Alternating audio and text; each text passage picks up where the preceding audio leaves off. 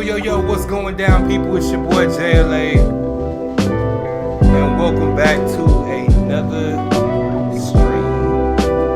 You know what I mean? You know what I mean? Hey,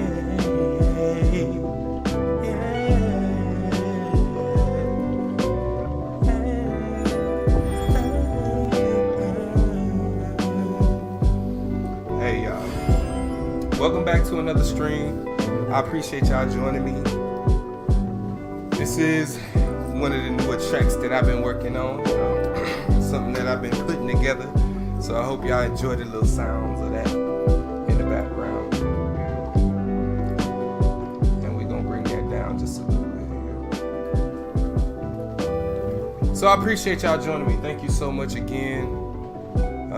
It's been a little bit since I've streamed, but I wanted to make sure that I got back to it. Make sure I tried to stay consistent. So it's something that I want to do. So I've been trying to make sure I stay consistent on it, and I hope y'all appreciate that. I got one thing I need to add.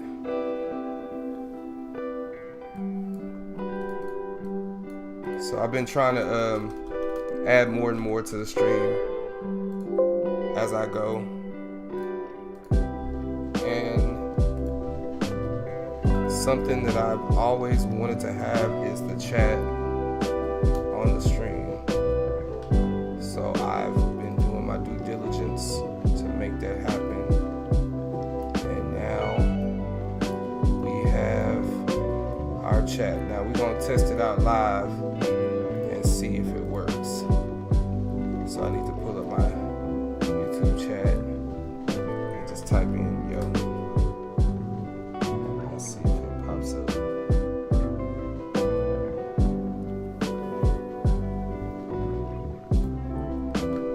This is JLA and testing my chat.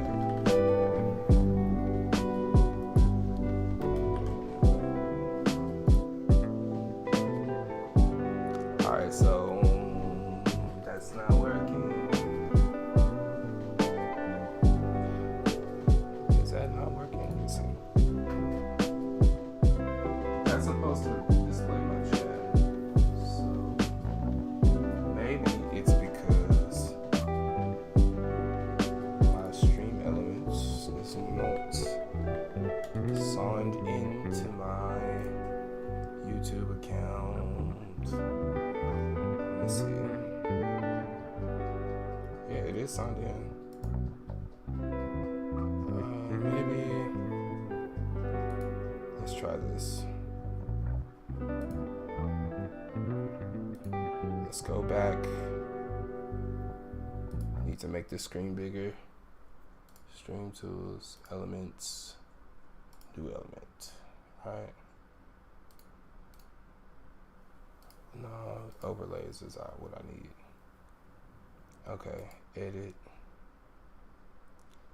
Oh, so it is working,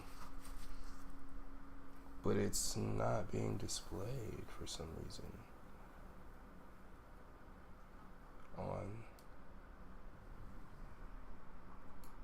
Is it too small or something?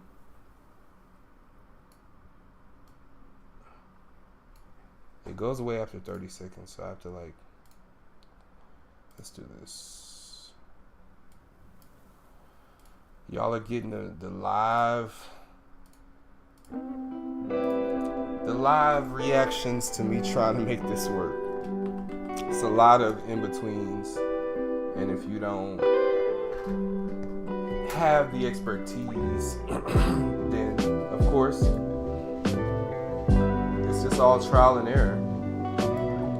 So we're gonna keep on trying until we achieve what we're trying to achieve. Now what I think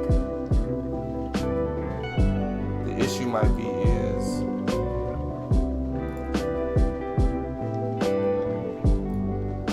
I think it might be the fact that the text is red and black, so you can't even see it against this background.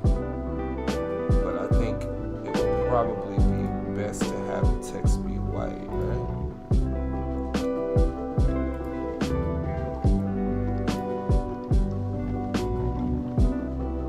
Yeah.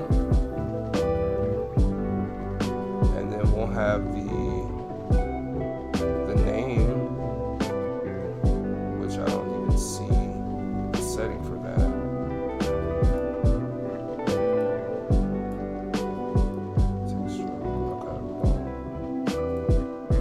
I don't know what that means, the text stroke. I mean, I know what it is, but I don't know how it is applying to what I'm doing. Enable custom font. Okay. We'll just say save that. And then maybe when I chat now, it'll work.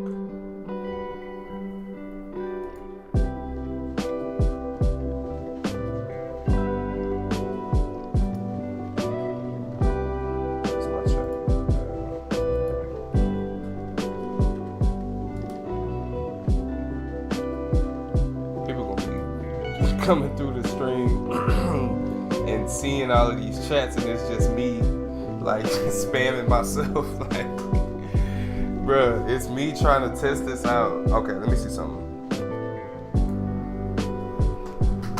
Yo, what's good? So the chat is supposed to be on here as well. Let me see. Alright, it's a battle for another day. It's really a battle for another day. Y'all will be able to see y'all's own chats. If you chat in the chat, then you'll be able to see it. I'll be able to see it. We can all, chat together.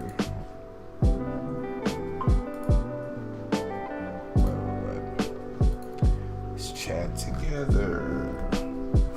Chat together. We can do it in any weather. Like, I wanna put it on the ground. And yeah, I put it on my life. Ooh, yeah. I just wanna get away and play my games. Is that so bad? No. Alright. So let's go to screen one. Let's do it like this. Alright. So of course, we got Throne and Liberty right here.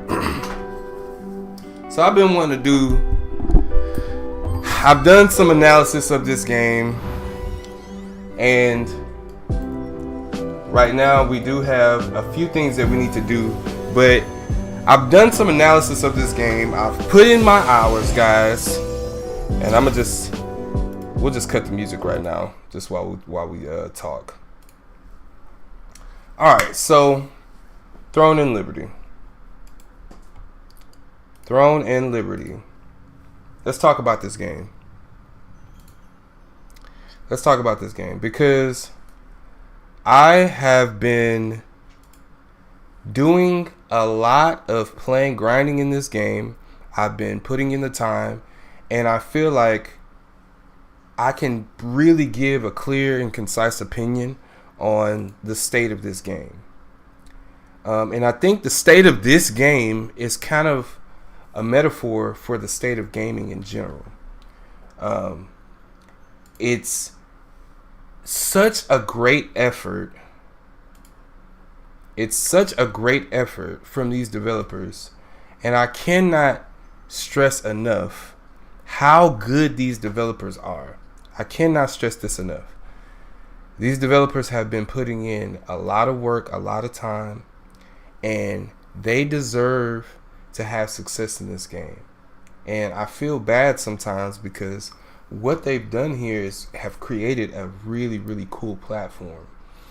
But unfortunately, it's been marred by kind of the state of the gaming industry as a whole.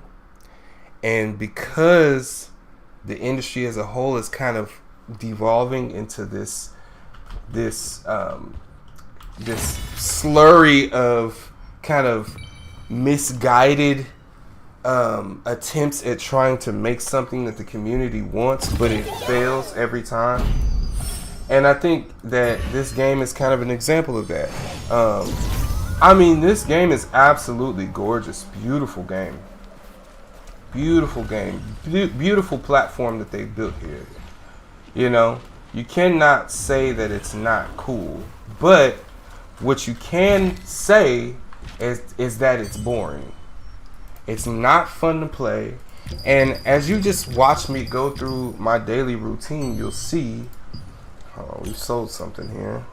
Oh no, we got to withdraw because nothing's selling right now because the auction house is completely dead, and that's a whole nother point. But I kind of want to stick to my point here. What I'm saying is that this game is an example of the gaming industry as a whole. And we see it dying because the PvP, the combat, the systems all don't really work cohesively together. And so now you have a situation where you kind of feel like you don't really know why you're playing the game. You kind of have like these small little things. Like I grinded kind of like maybe I would say 3 or 4 hours just so I can get enough lucent to buy this costume. This costume was $1,100, or not $1,100, but 1,100 lucent. And I thought it was really cool, so I grinded to get the costume. But I don't really. That doesn't change my stats or anything like that. That just changes the way I look. Everything that I've done in this game has been to increase my gear score. Now, this is my actual build right now. I'm currently 4234 gear score, so I'm pretty high. It's not the best. It's some people that's like 4400, 4500. I'm pretty sure there's some people way up at like 4600 because the runes, the better your runes, the better your gear is. So these are the runes. If you see, I guess you can see it better on the weapons, but if you look, the runes are right there below the range. You can see those 3 runes that you can equip to your weapon. Those give you additional stats, and then that increases your gear score even more, right? So this has been the main reason why people have quit this game, is because they've created such incremental gains in power that you have to grind and grind and grind to have any relevance in the PvP. And the whole reason why you're doing all of this grinding is so you can PvP, because the PvE is just repetitive. It's at this point, it's literally party matchmaking, random queue. We're gonna do this. We have 2,700 points. We're gonna do this for about, I would say about 2 hours comfortably. And while you queue up for dungeons, you go and you farm contracts. You go and you farm contracts, and that's what you do in this game. That's the loop. That's the cycle. There's no housing. I really feel like if this game had a housing system and a farming system, something to keep you invested in the ecosystem itself, then people would be more apt to stay and stick around, because they're just playing just so they can build their house. You know what I'm saying? They're playing so that they can, feed their fish or feed their cattle on their farm. This is something similar to what Once Human is doing. And if you take a look at Once Human, that's another game that I played a lot of hours in, and I can re-download it and I'll queue it up and play it again just to see exactly what's been happening in the game, because I haven't played in a while. But here we go. Q popped. I said all that to say Once Human has a system where you can create a house, a farm. You go out and you farm resources in order to. Now it's more survival type of game, which this is not a survival game. This is a hardcore PvP MMO. But they need some of those survival aspects in the game to keep people coming back, because that's the reason why people that's the reason why people still have a Minecraft server, and they sometimes go in there and customize their land or build another house or whatever. You get what I'm saying? Like that's what people do. That's why people are invested in these games, because they kind of want to escape to another world. This world it's such a beautiful world that they've created, but it's not an escape, it's a chore. You almost feel like doing homework whenever you play this game. Like it's basically like doing homework. And it's figured that it would be like that because it's a Korean MMO, right? So, and people say, most of the time, people say, oh, if you don't like it, just play another game. Just play another game. Or just they'll quit it, uninstall and just, go play something else. And that's convenient. That's a good thing you could say, okay, yeah, just go play something else. But that never actually gets anything or anyone what they actually want in the game. So it's a double-edged sword because the game will eventually die. If nobody gets what they're actually looking for in the game will eventually die. And you have to keep that in mind when you make comments like that, because like if the game is only kept alive by a niche group of people, then how much money can these developers really make? And then it begs the question, how many developers does it take to actually develop a game? Now, this is another conversation that's been kind of circling around the YouTube sphere, I guess you could say. And I think it's a valid question, because I think some of these developers have kind of overstaffed. They've completely convoluted the whole development cycle, and now, we're getting these half-baked games that really don't have any like real substance. And meanwhile they're being made by groups of thousands or tens of thousands of developers. Like, it makes no sense. How is it so half baked? And apparently it begs the question of how efficient are these studios actually being, with so many developers being a part of these teams. How efficient are they? Now you have all this DEI bullcrap that's starting to bleed into development cycles. You got people getting, feeling like they don't want no responsibility. Like, if they put their names on a board that says that they're responsible for some specific part of the game, they feel like they're being attacked when they're just being expected to do their job. And it's insane. We live in such a soft and weak culture nowadays, and people can't take anything that anyone says about them. Everything is always interpreted as negative, and I think that's been bleeding into every industry, including the movie industry. I mean, if you think about it, bro, when's the last time you really got on Netflix and was excited to watch a movie? When's the last time you've been excited to watch a movie? And I'm kind of ranting, but it's been a long time. So I say all that to say, this game, like I said before, is an example of the gaming industry as a whole. And the more they kind of cater into a more specific, like, they need to kind of start being a little bit more general with their decision making and stop being so specific. Because, like, of course you're gonna have people saying, we want this, we want this, we want this, we want this, we want this. But sometimes you have to be like, okay, this is the best for the general population and not best for you, just you. You get what I'm saying? Now, this is what we do. We got one guy, he's going, Nala. Hey. Hush. Got one guy, he's going to, sorry y'all, excuse me.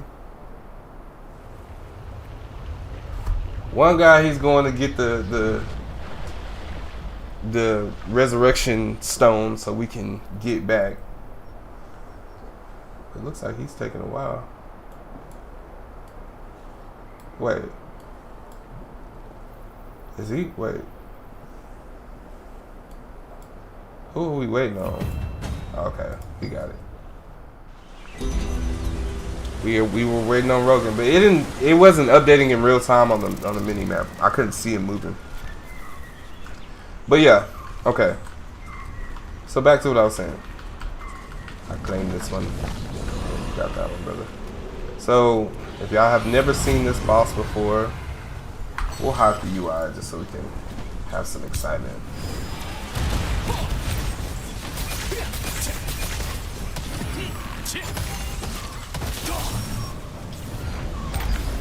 Run, run, run as fast as you can. I'm the gingerbread man. Alright. So he's gonna be dead. Hold up. So we're gonna have to do this by ourselves, boys.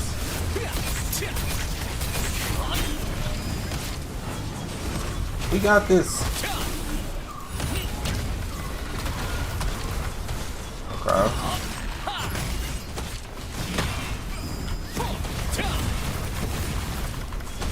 We're pretty overpowered at this point.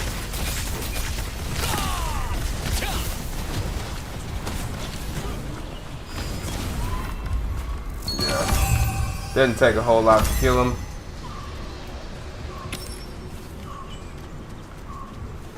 Let's see what we get. Let's do our little dance first. Bum, bum, bum. Gotta do a dance. That's how you make sure you get good loot.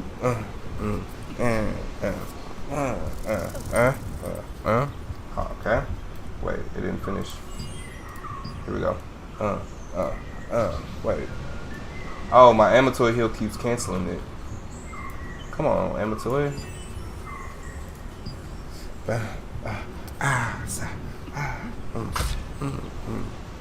Okay, my Amatoy heals. Yeah, I can't do it. I can't do it, man. I can't do it, Captain. Ever more Sabatons. Okay, nice. That's actually a really good pickup. Eben Roar Sabatons. Eben Roar. Alright, let's finish getting our contracts. And we're going to complete our thought based off of what we were talking about before. So, people are quitting this game. And it's happening, I think, faster than the developers thought it may happen. And I think it's happening faster than people thought it would happen. And it's because it's such a hardcore PvP MMO. People are not really into PvP and MMOs anymore. We're not. It's not like this game is so. It's so predicated on your stats and your numbers. People don't really like that style of gameplay in the long run, unless it's something like WoW. And I feel like WoW has that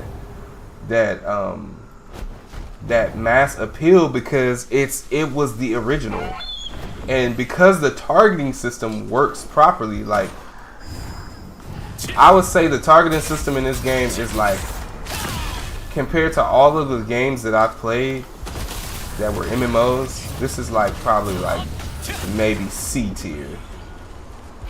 I would give it a solid like 6.5 out of 10, maybe 5.5 out of 10. It has like its nuances, and I know why they did it that way, but it just works bad. It doesn't work properly. And so, like, I don't know if it's the net code. I don't know if it's the actual like code itself, the code that allows for you to select a specific enemy. It doesn't work. It doesn't work. So people have been complaining about that since the beginning of this game.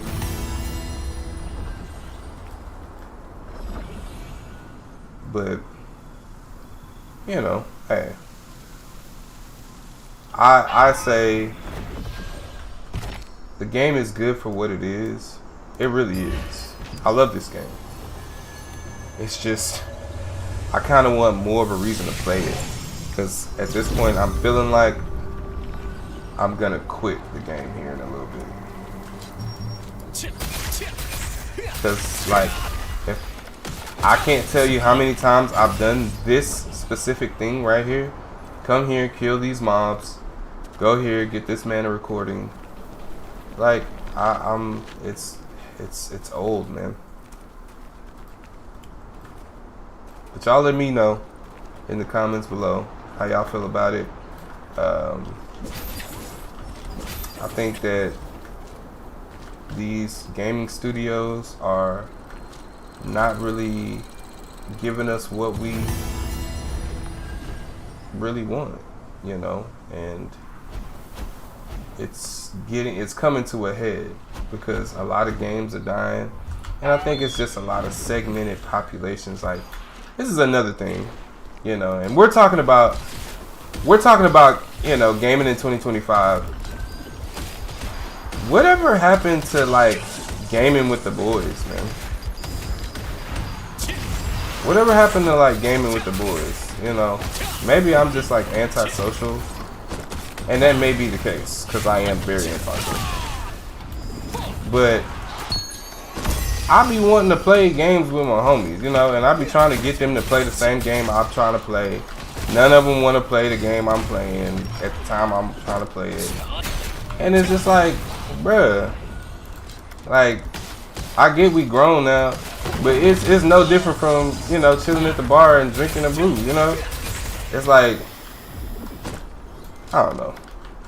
It might just be me, but I do feel like I don't really game with my homies as much as I used to. And that was really the fun part of gaming itself, was the experience that you had with your friends.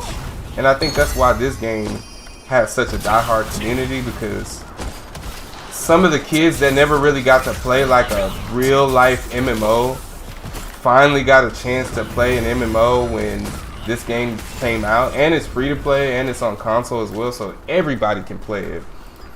And I mean, it's a good game. Like, it's not bad. Like, everybody gave it great reviews when it came out, and it really is one of those games that I feel like I can't delete off my computer, because I'll always kind of want to go back and play it, but they got to give me a little bit more. I'm waiting. They have the Isles of Talandria coming out. That should be out on March 6th. So Isles of Talandria comes out March 6th. That is a day after my birthday. So I will be streaming on my birthday, so y'all look out for that. I'll probably do a morning stream just so we can try the Isles of Talandria, and, you know, I'll tell y'all what I think of it. We're gonna keep the gear creep going. At that point, it's gonna be tier 2 gear, so instead of you being able to level up to level 9, you'll be able to go to level 12 on all your weapons and gear, and, you know, we look forward to it. Now, while I clear these contracts, I only got one more, so while we wait for this last little thing, we'll just queue up for another dungeon. And this is pretty much what you do all day. This is what you do pretty much all day. Now, I do need to go and burn some of these Abyss contracts. So I'm gonna go and do that. Oh,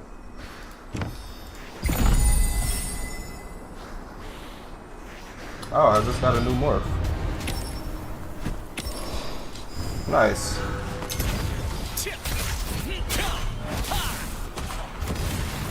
After we kill this, we're gonna see what our morph is.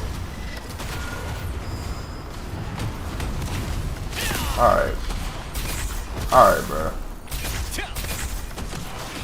Please. Can you please? It's kind of like a mini boss. Alright, there we go. Oh, and we got some good loot. Oh, we got some good luck right now.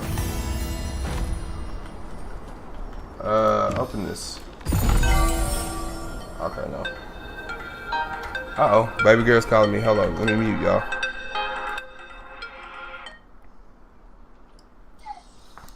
Hey, baby.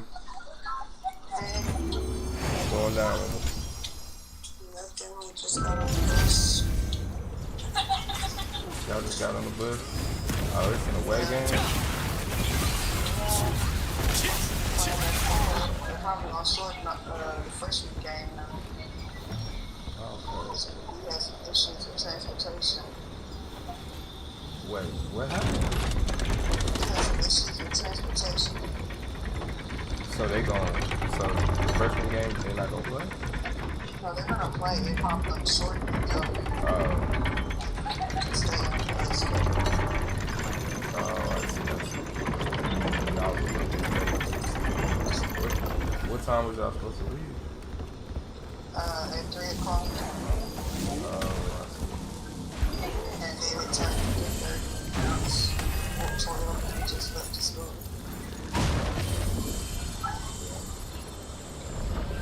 Yeah, that sounds like very tragic situation.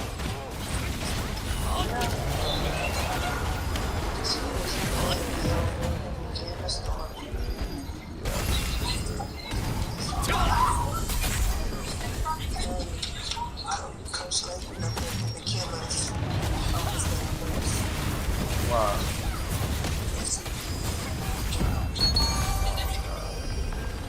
Baby, he don't know how to drive. So is he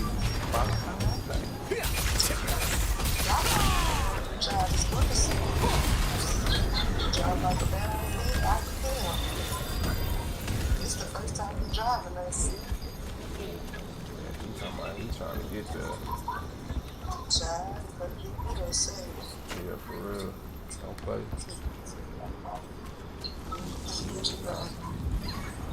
Streaming.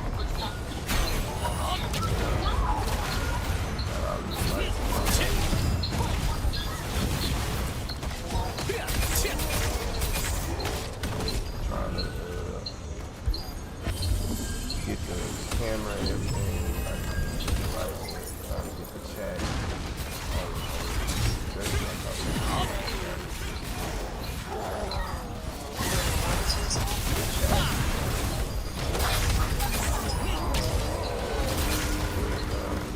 How was school?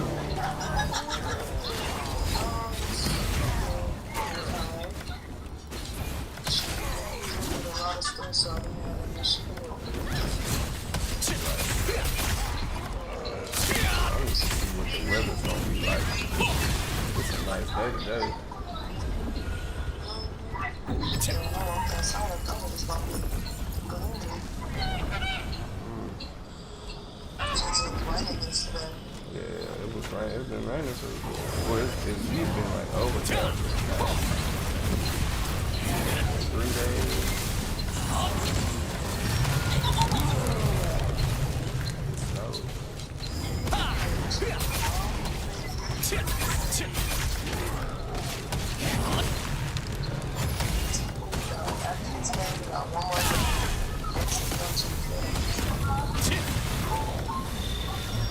Up.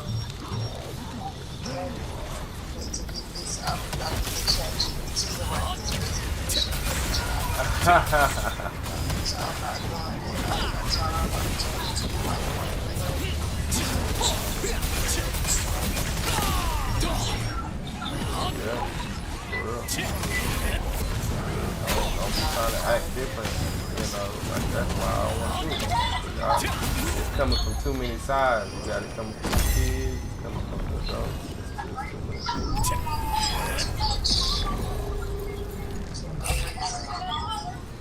It's like literally, y'all want me to sit up here. I would have to say that I'm not gonna say that it's worse than the first year, but it definitely is very, very close. Very close. I can understand that. Based off of all of the drama that went on so far. Very close. I can.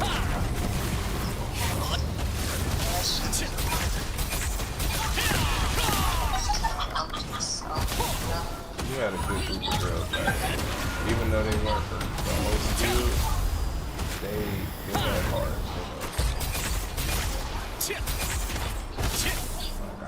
I didn't mind like coming and watching. Especially when it was what season was Carmen and Lonnie? That was the second. That was your second season. What was it? What season? Your first season. Oh no, Carmen and Lonnie were your first season. Yeah. Yeah, they were your first season. Yeah. Yeah. I I was think they would have went way further with a better head coach. right. Yeah, because Yeah. they would have had more like skilled training, like you Yeah, know. because I don't think any of those girls actually stayed in basketball.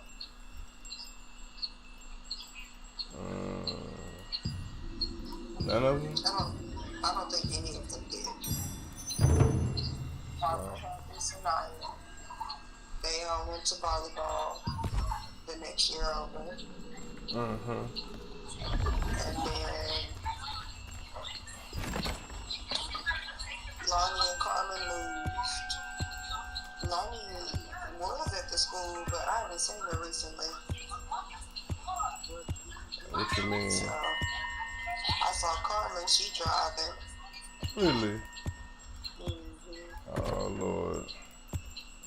She had called my name. She's like, Coach White. I'm like, what? Hello. Not you in a car. Right. You better do your thing, girl. It's supposed to be. Hmm. Just say I'm grown. I'm grown. Go ahead, baby. Go on here with your bad self, girl.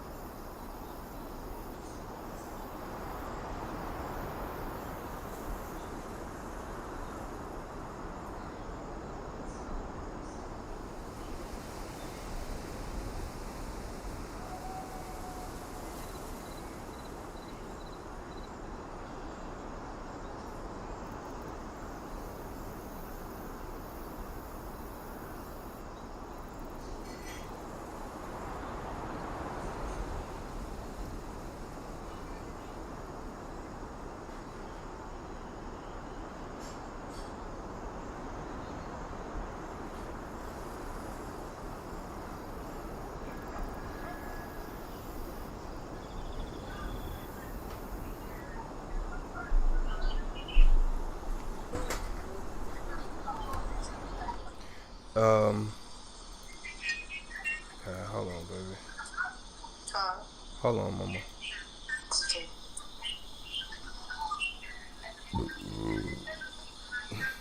You was knocked out last night.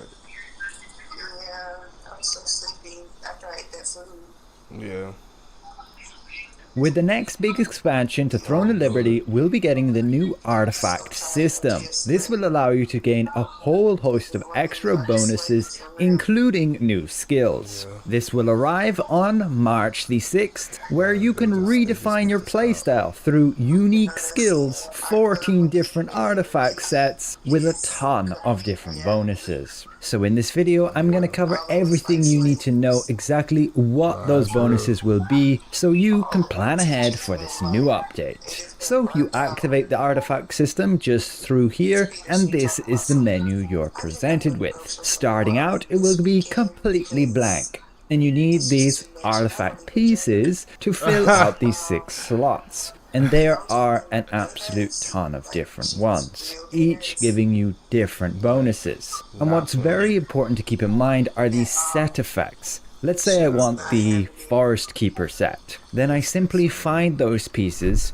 and put them into these designated slots. Once I've equipped 2, I already gain the first part of the set, which is 1000 max health. Then when I input the next 2 pieces, I gain the 4 bonus of the set, the amateur healing increase and the potion healing. And to get the final 6th pieces, we input the solar stone and also the lunar stone. And what's special about these is they are what give you extra skill effects. Now I have a new active skill that I can use to recover 3000 health over 10 seconds. We can use that here. You can see this is the default location for it. And consuming it, you can see now heals me for over 300 per tick, and then it's got a 2-minute cooldown. Now it's not just those bonuses you gain. Each of these different artifact pieces also give you different stats, and they can give you different, say, traits, as it were. Whenever you drop one of these pieces, it's going to have a random selection of those specific traits. For example, this piece came with ranged heavy attack chance and Wilkin bonus damage. This is a Talus Stone 1, and they all have the same different bonuses that they can have. So this is the entire trait list. You can have 3 different traits on a blue piece. We're currently only using a green piece, so you could only have 2. And you can see the amount of different stats you can gain here. But it's random which ones you get and what level they're at. For example, this piece with the 2 stars has max endurance and max melee evasion. Now, where do you actually get all those artifact pieces? Well, it's very simple. You're going to get the new expansion to Landre with the new map area, and that's also going to come with 3 new abyss dungeons. And just killing certain enemies in those abyss dungeons, as you can see here, will give you these chests, which give you artifact pieces of a certain set. So this particular mutant slaughterer is going to give us the Ancient Knight's armor chest and also the Guardian of the Wilds chest. And you can see right here the bonuses of each set. The Ancient Knight's armor being a better one than what I'm currently using, with more max health, more amateur healing. So you're basically just going to farm your enemies and you're going to get these to drop for you. It's very simple. It all just goes into a separate inventory right here, and you're going to sort through the ones you actually want to keep. The ones you don't want to keep will go into material transmutation right here, and you'll just dissolve them down, converting your points and then obtaining, based on certain tiers, the higher chance at the better stuff. So let's have a closer look at all the different sets you can actually gain and what ones you potentially should be going for. Well, again, this is all of them listed here, but let's quickly go through them one by one. The Cursed Immortal set, simply gonna be for helping to kill those tanks with the shield block penetration and some bonus damage. The Murderous Chaos with just critical hit chance, critical damage, and critical hit chance again. Pretty much the best set for PvE damage dealers. Another set for hit chance and CC chance, along with range increase. Gonna be very good for damage dealers in PvP. Another set with evasion, critical damage reduction, and even heavy attack evasion. another great one for PvP. Then this one with endurance, CC resistance, and skill damage resistance. Very good for tanks. Then another set with max health, ammo toy healing, and potion healing, along with even more max health. Will depend on what weapons you're using and how well increasing your health synergizes with your build. Then you can get defense, extra stamina, more defense, and another one with damage reduction, shield block chance, and shield damage reduction, with then the green sets. This one just being a lesser one with the crit effects, another with the hit chance effects, defense and stamina, max health, just like the one we have right now. And then there's even grey sets with crit and also defense. Again, this is all of those blue sets with then all of the green sets. So there are some great bonuses here. And the thing you can actually do is mix and match. You don't have to full send a full set. You can look on quest log, you can mess around here for yourself. I'll have a link in the video description. But for example, I could go with a mix. So Guardians of the Wilds is going to give me evasion. I can go with 2 pieces of that. I can go with Hateful Demonic set, giving me the hit chance. And then also the Cursed Immortal set, giving me the shield block penetration chance. So yeah, you can mix and match, but ultimately if you want the 6 out of 6 of a set effect, you have to use all the pieces. But another very important thing to note is the lunar and the solar artifact pieces, because these give you the extra skill effects. So it might vary depending on which ones you want to use due to those bonuses. All of the solar active skills are right here with the green and grey ones, and then all the lunar passive skills, the blue ones here, then the green and grey ones. They have some very impactful bonuses. Again, they have their own skill slot here, which we did see a teaser of in game before as it was displayed there. They have since removed it. But again, you will press that key and you will activate it, and then it has a 2-minute cooldown. I don't know if the blue ones will maybe only have a 1-minute cooldown, but we can quickly look through them. This one's giving you simply shield block penetration increase for 10 seconds, another giving you a ton of extra crit hit, up to 1,000, but the effect ends when you successfully crit. Another that can reduce your target's evasion by up to 300. Another simply boosting your evasion and then also increasing your move speed when you successfully evade attacks. This one giving specific bonuses to like ascending slash, ankle strike, and collision push effects. You're basically giving up that push to deal more damage. Another simply increasing your max health for 10 seconds, giving you a whole bunch of damage reduction each time you get hit, and massively increasing your CC resistance for 5 seconds. 1250 is a crazy amount. That's the one people use with the giant Corday crossbow with the spins, so people can't knock you out of that. And then there are the green bonuses, this one giving base damage, hit chance, defense, recovering health, and then the grey ones, bonus damage and defense. And this is again all of them here, the blue ones, green and grey ones. So yeah, some very impactful bonuses that you will not want to miss out on, but it will depend exactly on which solar stone you're using and which lunar stone.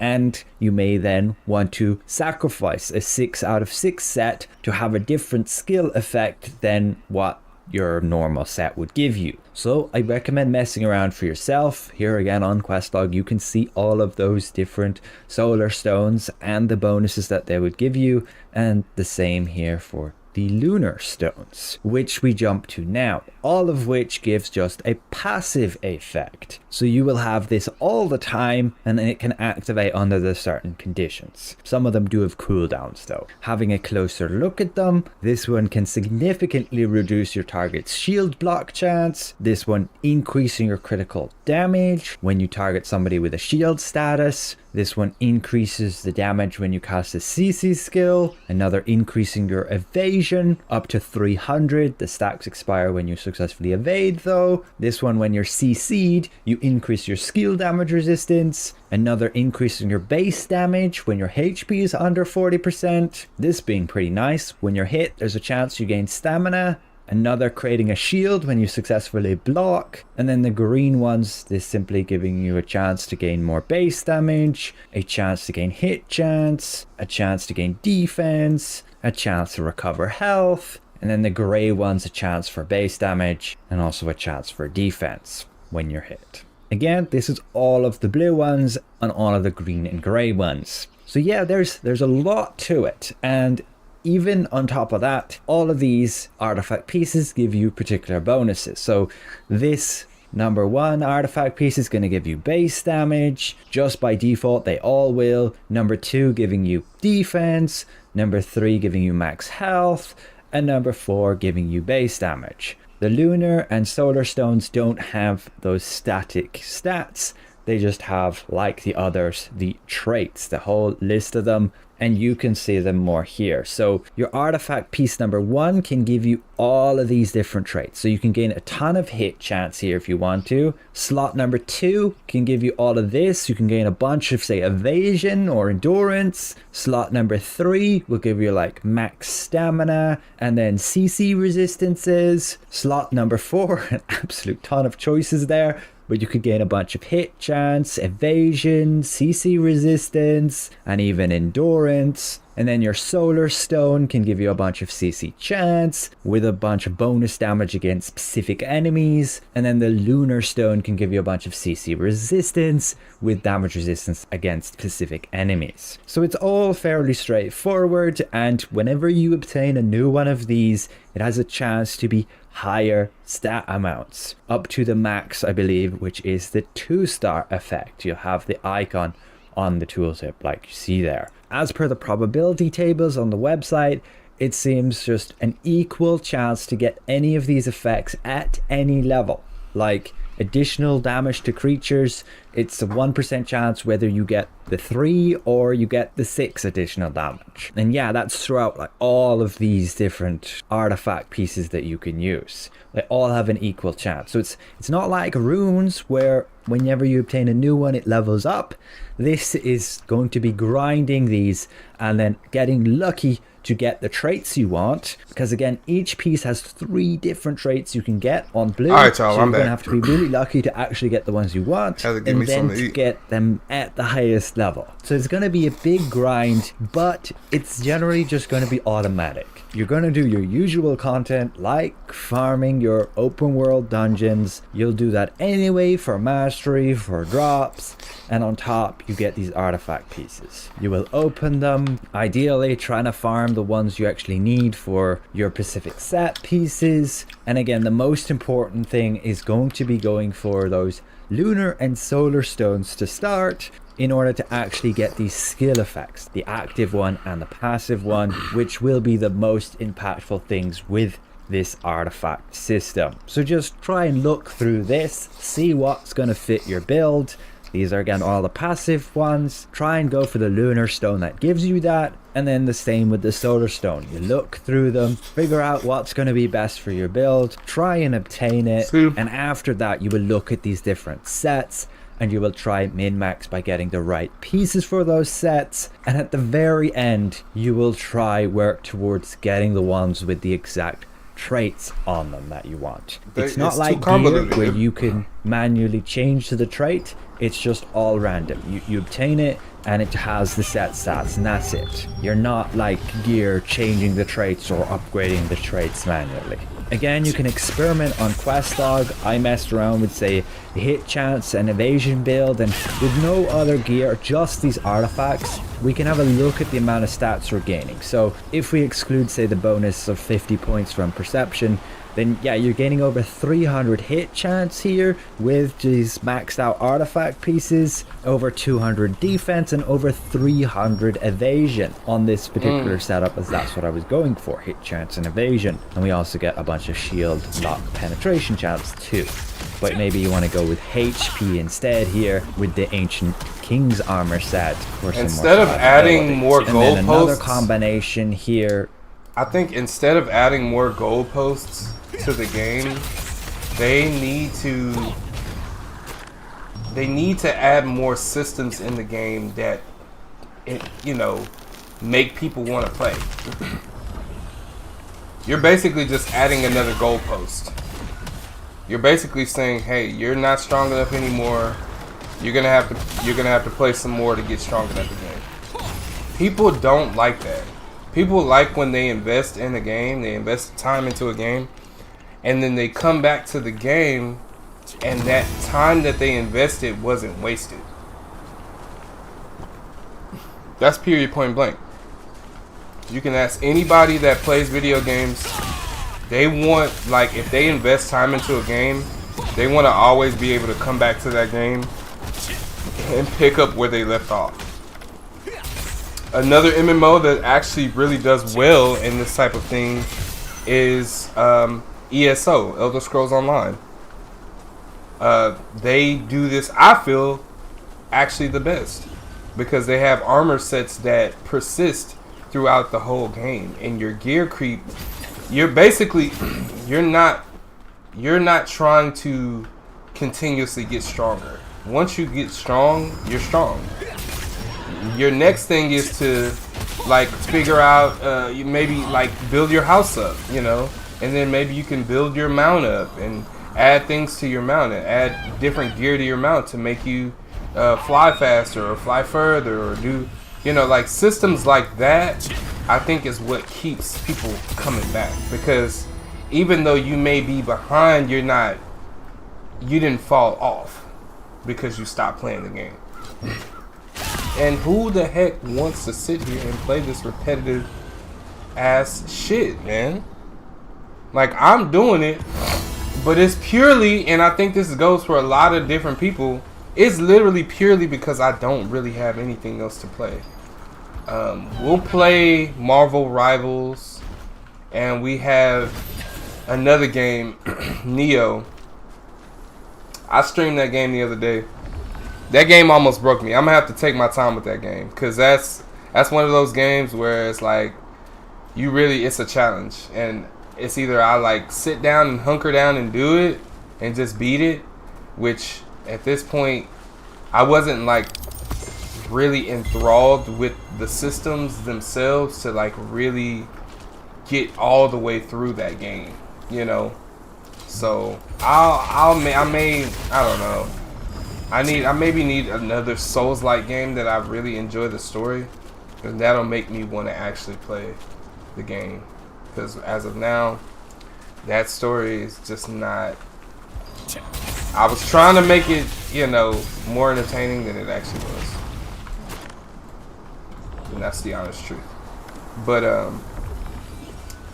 yeah, don't have any other games to play. That's why people do that. That's why people sit here and binge these games, just like they binge a show. Hey, I mean, honestly, most of the time you binge a show is because you don't have anything else to watch. That's the beginning and end of it. We can't deny true facts.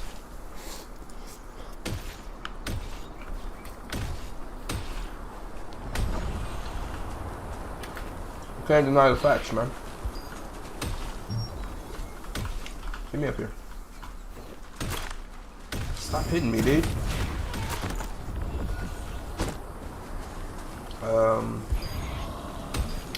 Trying to figure out where this. Oh, I think it's up here.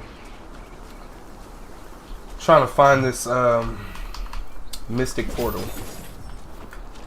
Mystic portal should be in there. Yep. There it is. Now you can see how many times I've done this. I can find the mystic portal without even knowing. I know where all the mystic portals spawn. Oh, we got 5 trade unlock stones. That's actually big. Our luck right now is really good. We need to run some dungeons.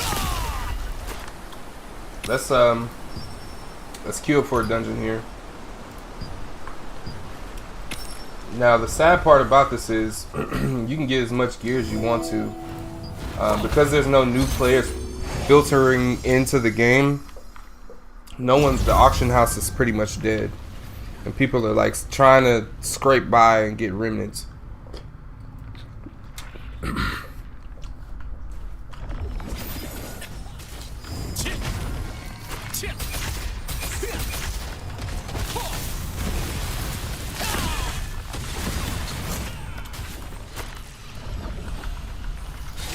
I might change my weapon just so y'all can see something different. Go to Spear Dagger. Spear Dagger, even if you don't have all the gear you need for it, the actual passives from the weapons just do so much damage, so much base damage, that you can really have any gear on. As long as you're able to max out strength and dexterity, which my current build is kind of centered around strength and perception, which it should be more like dex and perception, but I just kind of evened it out with strength and dex. I just said I'll just go 50 dex, 50 strength. I could have went 70 perception so I can get that extra hit chance, but what I planned on doing, which I never really did, is like having a whole nother PvP set that I can use that would just maximize my hit chance. That way I wouldn't have to max out perception. I could just go strength and dexterity. But as it stands now, this is the set I'm running. It's mostly perception and dexterity. Got a little wisdom in there, but it's mostly perception and dexterity. Somehow I've been able to get strength all the way up. I do have like pretty much all of the main sets completed. Not all of them, but like all the ones that really matter. Oh, I don't have the Shot Commander set actually, but I'm working on it. So I'm basically just gear collecting at this point in this game. That's what it's come down to. It's just gear collecting, trying to get everything, trying to, you know, it's not really to become strong anymore. Maybe, like, I literally have not done one single dimensional trial. And it's insane because I just literally farm tier 1 dungeons until I have no more of the Abyss tokens, these dimensional contract tokens, until I have no more of them. And then I just maybe farm contracts until I don't have any more. And then I'll farm the open world abyssal contracts tokens, and then I'll just close the game. Like, I'm not doing all that, man. That's too much. But let's continue with this video, let it end. Just to give, say, endurance and then also skill damage resistance, and we're going for like CC resistance as well. You can see, again, it's like nearly 200 endurance and over 300 on some of these CC resistance. Oh yeah, that's gonna be a fast. And the rest are like already up to 200 just because of these. So yeah, the artifact system is going to be pretty impactful, but it's going to be a long grind to min-max, and it's just going to have to get lucky. You will not be selling or trading any of these. Again, you will just throw all your junk ones into material transmutation and then get to a certain conversion tier, ideally probably to tier 5, and then transmute that, getting these chests and getting these bonus rewards. There is Nebula Island, which you will be able to farm mobs there as well, bit like Abyss Dungeons basically, but it's always PvP. I'll cover a bit more later. I just need to actually level up first, access that, and it will also help you get the artifact pieces you need for these sets and skill bonuses. So hopefully this clears some things up for you and you aren't surprised when this update drops. Again, you can do your own theory crafting with these set bonuses, with these passive skills, and then these active skills. So thanks all for watching. A special thank you to all these channel members for their added support, and we'll see you all around. Goodbye for now.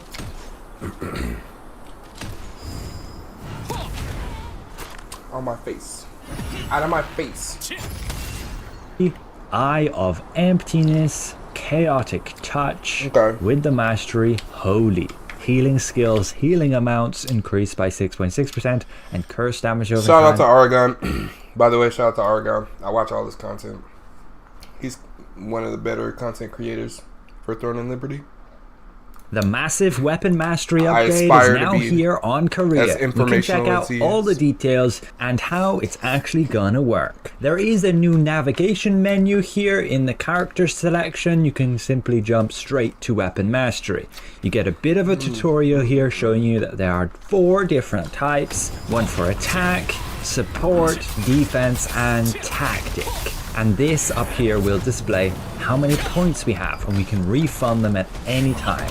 And then we can use XP of any weapons to level up your mastery, and that's simply the tutorial done. We can check out all the trees for all the different weapons. And you can click swap here, where you can transfer the XP from one weapon to another. But you will need these weapon mastery conversion books. If we check Korea's shop, we can indeed see that they'll be selling them for 240 lucent. I assume we'll get them in a battle pass at some point as well for like star crystals, but currently there's no battle pass available on Korea. Looking at other people in chat, they're also reporting their weapon mastery has all been reset to 0. Yeah, I'm not the only one with this issue, and the devs have confirmed they're working on it as well. But what I'm gonna do is some Taydal's Tower, and you can see the new training do. It's now Weapon Mastery Seals. So when you actually get some XP, you'll go to level up, and then you'll have to assign that XP to a certain weapon. So it doesn't matter where and when you get this XP. So if you guys don't know, I'll show y'all what the weapon mastery looks like right now. So weapon mastery, this is our weapon mastery. This is the menu that it looks like right here.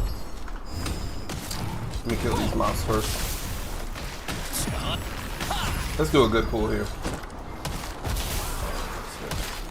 Come on, buddy. Come on, buddy. Do all these. Come on, guys. You're invited to the party. You take all of your mobile mobs and you bring them to the stationary mob. That's how you do it, guys. That is how you farm mobs 101. A lot of people don't know that. Only old school MMO players really know how to like group and farm mobs. So if you haven't seen that before, there you go. Boom. Alright guys, so I'm going to show y'all how to, hold on, let's do this. This will be for real. Alright guys, so I'm going to show y'all how to group and farm mobs the most efficient way, okay? So first you start with the mobs that are going to charge at you and move towards you. And as you can see, we got some archers here, and the archers do stun you. So you start with all of the mobile mobs, and then you go to the moving mobs, and then you bring the mobiles over to the stationary. And farm them up. Then you finish off with your stationary mobs, and there you go. There you have it. You guys heard it. Alright, so let's get back to our video. We're gonna finish this up, but I did want to show you guys, this is pretty much the mastery window, the weapon mastery. So you get different attributes as you level up, and it's tiered. So basically you level up by getting experience points by doing the contracts, or farming the open world dungeons and stuff like that. So we're gonna get this suspicious coffin. It's our last contract. And honestly,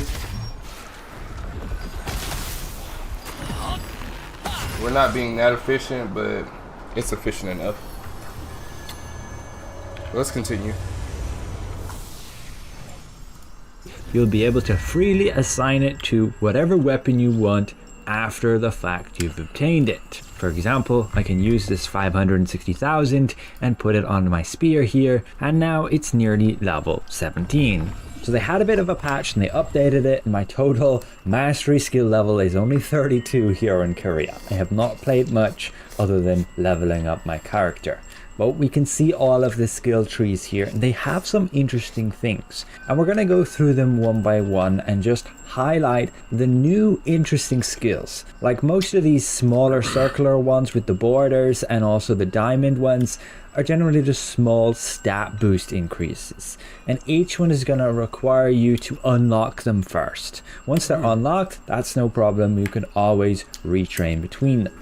We'll show you as an example right here. We'll take damage increase walk. We have to accept to unlock it, spending 60,000 solent, and once we've done so, we can put points into this. And for every point we put into it, it increases the effect.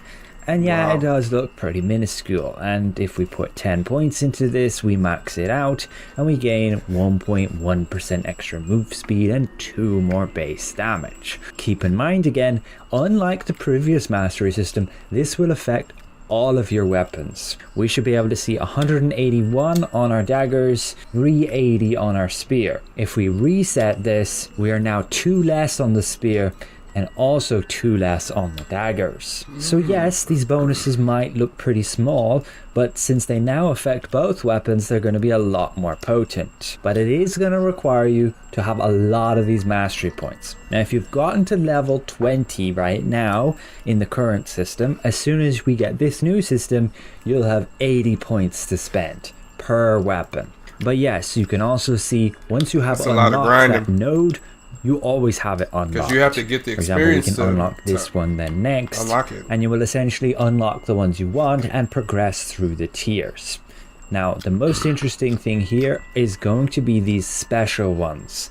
They have like unique effects that are going to be very similar to like skill specializations in the way they actually interact with certain abilities. But this is where I want to go through each weapon by weapon. I'll have timestamps on the play bar below. You can skip to any you're most interested in, and we will begin with the great sword. So as per all weapons, you have 4 different main paths you can go for: support, attack, tactics, and then defense. You're ultimately gonna want to go for these special achievement nodes, with ultimately getting masteries. But you skip to the longbow, and this ramen's spicy, so I'll be right back. Key target with the mastery point blank shot. Consuming bullseye has 11% chance of reapplying the consumed number of bullseye stacks to the target. I don't play bow enough to really know how effective that would be. We jump to tactics, and here you can get Sanctuary of Witnesses, Blitz, Stance, Tidal Fury with the mastery Blinding Blow. On successfully landing on the target with longbow control skills, you decrease their range by 2.5% for 2.2 seconds. Not applicable to monsters. An interesting effect, reducing the range of your enemies. But then you have defense. You'll be able to get Barrier of Revival, Unyielding Bondage, Gentle Breeze, and the mastery Binding Hand. On taking melee damage, you have an 8.8% chance of binding the target for 3 seconds. For boss monsters that are immune to bind, it applies an oppression instead for the same duration and has a cooldown of 60 seconds.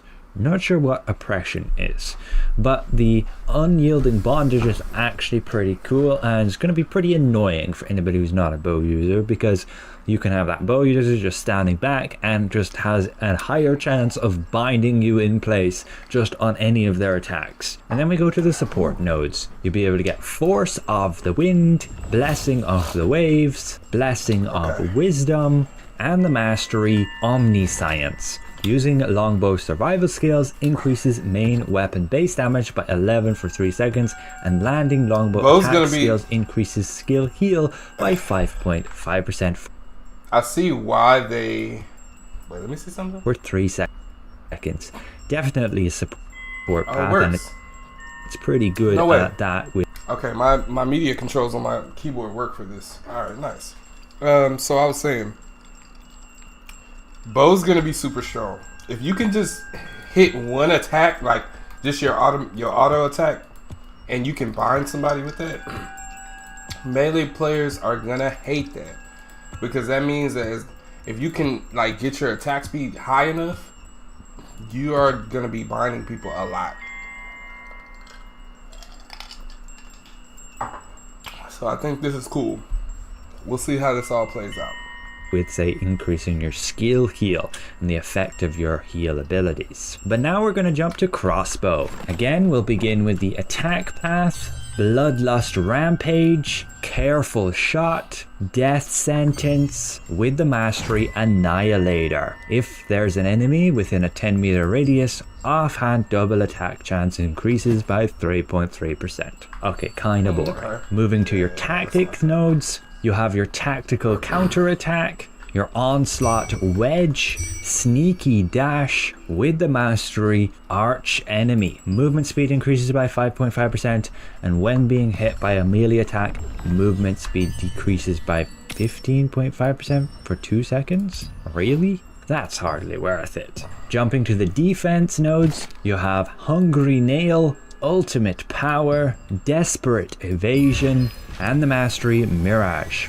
On evading enemy attacks, movement speed increases by 5.5% for 3 seconds, and using mobility skills increases your magic, melee, and ranged evasion by 110 for 3 seconds. Then we go to the support nodes. We have Eagle Claw, Indiscriminate Fire, Bloodlust Transmission, with the mastery Deactivation. Max mana decreases by 1,000, and if your current mana is 30% of max mana or less, mana regen increases by 143.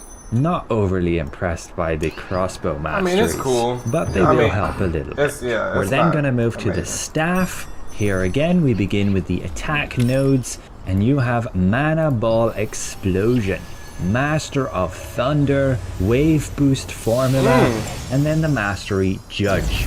Max damage increases by 0.088% per 1,000 of max mana, up to 30,000 max mana. That's honestly a minuscule effect of only a maximum of 2.64%. And who out there actually has 30,000 max mana? Because that's a bit nuts. We then jump to the tactics nodes. You're going to have your Forbidden Pact, Flame Detonation, Burning Explosion, with the mastery Mana Spring. When your mana is 30% or less, your mana regen increases by 33%. Okay, pretty mid. Let's go to defense. We have Health Amp, Spirit of Perseverance, Blessing of Mana, and the mastery Eternal Prayer. Defense increases by 20% plus 15 of mana regen. Could be useful. Then we go to support. We have Fiery Acatism, Echoic Wall, Magic Orb Barrage, with the mastery Magma Ball. Attacking a target that you've burned creates a 4.4% chance of burning a 3-meter area around it. And again, like all the others, you get these minor stat boosts here, including a bit of heavy attack, buff duration, and so on. We're now going to jump to the wand. Again, starting with the attack masteries, we have Vampiric Wound, Noble Punishment, Desperate Measures, with the mastery Abyssal Touch. During curse damage over time dealt by the user, a successful hit creates an 8% of applying a curse explosion effect to the target that deals 6.6% of the remaining damage over time and retains the existing damage over time on activation. Then going to the tactic ones, we have Corruption Sack, Reaper's Pact, Disciples Rage, with then a Dream Demon. Applying Touch of Despair, Corrupted Magic Circle, Time for Corruption or Time for Punishment to a monster target creates 11% chance of applying Dream Demon effect for 3 seconds. Dream Demon is the same as Sleep, but it can't be removed by being attacked. Dream Demon is not affected by Karmic Haze. What? Not sure how effective that is, as you generally want to be able to attack them to break them out of that. But we jump to the defense nodes. We have our Light of Devotion, Holy Ghost's Touch, Guardian Spell, with the mastery High Priest. All healing skills cooldowns decrease by 7.7%. And we jump to the support ones. We have our Selfless Fury, Eye of Emptiness, Chaotic Touch, with the mastery Holy. Healing skills, healing amounts increased by 6.6%, and curse damage over time also increases by 6.6%. And again, you get a bunch of little nodes, which will just be some minor stat boosts, including range increase. Finally, we jump to the new spear. Again, 4 paths, and we start with the attack one. All out assault, decisive strike, great burst, with the mastery violent blast. On burst or ignite explosion with riding slash or slaughtering slash, the explosion damage is simply increased by 11% per stack. That could actually be pretty huge. Then with your tactics, you have your frenzied dash, sadistic madness, deadly penetration, and the mastery ruthlessness. For every 10 fortitude, your stun, collision, and fear chance increases by 22. Then with your defense nodes, you have your flexible defense, vampiric finishing blow, persevering step, very nice to boost your endurance, and then spirit. On defeating an enemy with a spear, it creates a shield of 3,300 health for 3 seconds. Cooldown 25 seconds though. But that's kind of crazy when you want to stack that with your Enforcer, which is already a 4,000 hit point shield on like an 18-second cooldown. But then we jump to the support path. You have your brutal assault, limitless spear grasp, and sword and shield repulsive is really good. force, Not, within the mastery fighting spirit. When fortitude is 50 or higher, cooldown speed increases by 6.6%. And that is ultimately it for the masteries on all of the different weapons. Again, they all get minor stat boosts, and if you do reach certain milestones, you actually get new mastery skills, which I unfortunately cannot actually see because I don't have high enough mastery skill level yet. But they should be some interesting effects. And again, you will be able to swap masteries between weapons. Like I could put all of 16 of these points onto my wand if I had these conversion books, which they will be selling in the shop, and I hope they come to a future battle pass within, say, the star shop, and that's 240 lucent each. But yeah, this can be quite a game changer with certain abilities and bonuses there. Just having those different interaction with your skills, causing you to be able to play completely different, particularly here on Dagger with shadow armor. That's insane. This ability gives you 690 evasion to magic and ranged, and now you switch that over to endurance, and that's just crazy. You can now stack a full endurance build with the fortitude stat and go a complete different route with, say, building up your character. You could use sword and shield dagger far more effectively now as well, being able to stack that endurance instead of the evasion, because that's why it's gonna be good. I think that ultimately so Neo. Oh, wait a minute. Guys, welcome. I'm joined here by Mr. Yasin and Mr. LTV, who are two veteran Blade and Soul players. This is the second time I'm doing this. I will download Blade and Soul Neo. We're doing this live on Twitch. Because it's kind of like a fighting game, and I'm today totally we got into news that Blade and Soul Neo, I shouldn't say classic, they removed the classic. Blade and Soul Neo is launching February 25th. That is very soon, guys. It's next month, less than a month away. Yeah. And a lot of people are wondering, well, first of all, a lot of people are wondering what the fuck this game is, and a lot of people are wondering if this game is worth playing. The skinny is this. Blade and Soul Neo is essentially a remastered version of the classic Blade and Soul. Better graphics, but some core differences. However, at its heart, it is still the same game. And today I'm going to be talking to two experienced Blade and Soul players, get their opinions on whether or not this game is worth your time. It is a free-to-play game. There is no early access, despite having founder packs. You can check out. I'll link the pre-registration. I will link the pre-registration link in the description below for those of you who are watching on YouTube. Anyways, I'm joined here by Yasin and LTV. These guys have been playing Blade and Soul for a very long time, both retail and Neo, because Neo has been around for almost a year in China, and it's been around for well, Il just told me this before this intro, but about 106 days in Korea. I'm personally playing on KR right now, trying to hit the end game. I'm going to be a little bit more motivated to hit that end game now that the launch date has been announced, but we are going to be going through I guess all the details, Why? hopefully all the details that You see the targeting system? you're wanting That's to hear when it comes to Neo. So Come here, y'all. let's do this one more time. Il, I'm so sorry. You were explaining before. Is this game worth playing? Is it a scam? Is it gonna die immediately? Are you excited about it? Is this shit worth playing or not, man?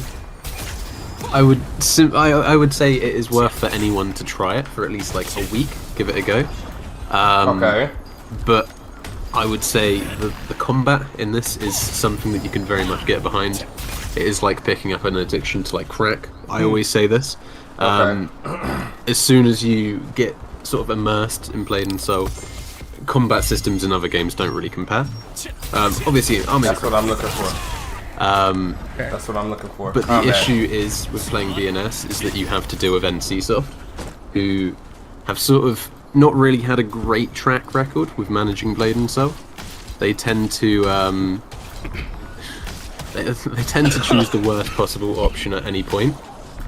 In terms of, you know, in the original Blade & Soul, all the pay-to-win stuff, sort of in essence killing the game with skill patches that simplified the game to the point where there's no skill expression. Okay. But overall, I would say in terms of playing Neo, give it a go. I think anyone that's interested or slightly interested, they should give it a go. Yeah, it's just worth a try, but keep your expectations low purely because it's NCSoft. But I do have faith in NC America. Just as to what they can actually do, I don't know. That's interesting you say I have faith in NC America. I want to hear your thoughts, Yasin, here in a sec, but to just kind of piggyback off of that, I've been told from people even within the company, whom I will not name, so this is just a bro trust me angle. I don't want to get anyone in trouble, but I've been told that NC America, the global branch, actually does try to make good changes that the Western / global players want, but they haven't been able to make those changes because they just get essentially blocked, right, and just overridden by NCSoft. Now, there's been a lot of structural changes to the company. We have JJ, that's also now the new president. She did a fantastic job transforming, or helped transforming BDO into what it is today, taking it from a grossly pay-to-win MMO, and now it's again for a Korean MMO that has built-in pay-to-win in it. It is certainly one of the lesser pay-to-win games for a Korean MMO. She's definitely done a better job, right? When it comes to she definitely did improve it. She's at the helm now with NC America, as far as I understand. Is there, because you guys have been kind of keeping tabs with this whole NCSoft thing, right? Is there a little bit of hope at the end of the tunnel here, or is this pretty much it? Like, no, even this new team has been, it's kind of a doomed angle. What would you say? Honestly, I think the team they got now, especially the community side of the NC America, is not something I've seen before. Honestly, I've seen previous community managers try to have a good impact on the game. One second, I'm sorry to interrupt. There's just reading chat here. Audios are matching up. Is my audio now matching up everyone's, or is it just Yasin? I just need that feedback because my stream gets desynced at times for whatever reason because of my cloud service. Just need some confirmation there because it will come out desynced on the recorded. Looks like just me. Oh, I am desynced. Okay, let me fix this. I think his chat had to be trolling. Okay. His chat had to be trolling, yo. Because he wasn't. All right, we should be good now. I don't know. We should be good. All right, sorry. Go ahead.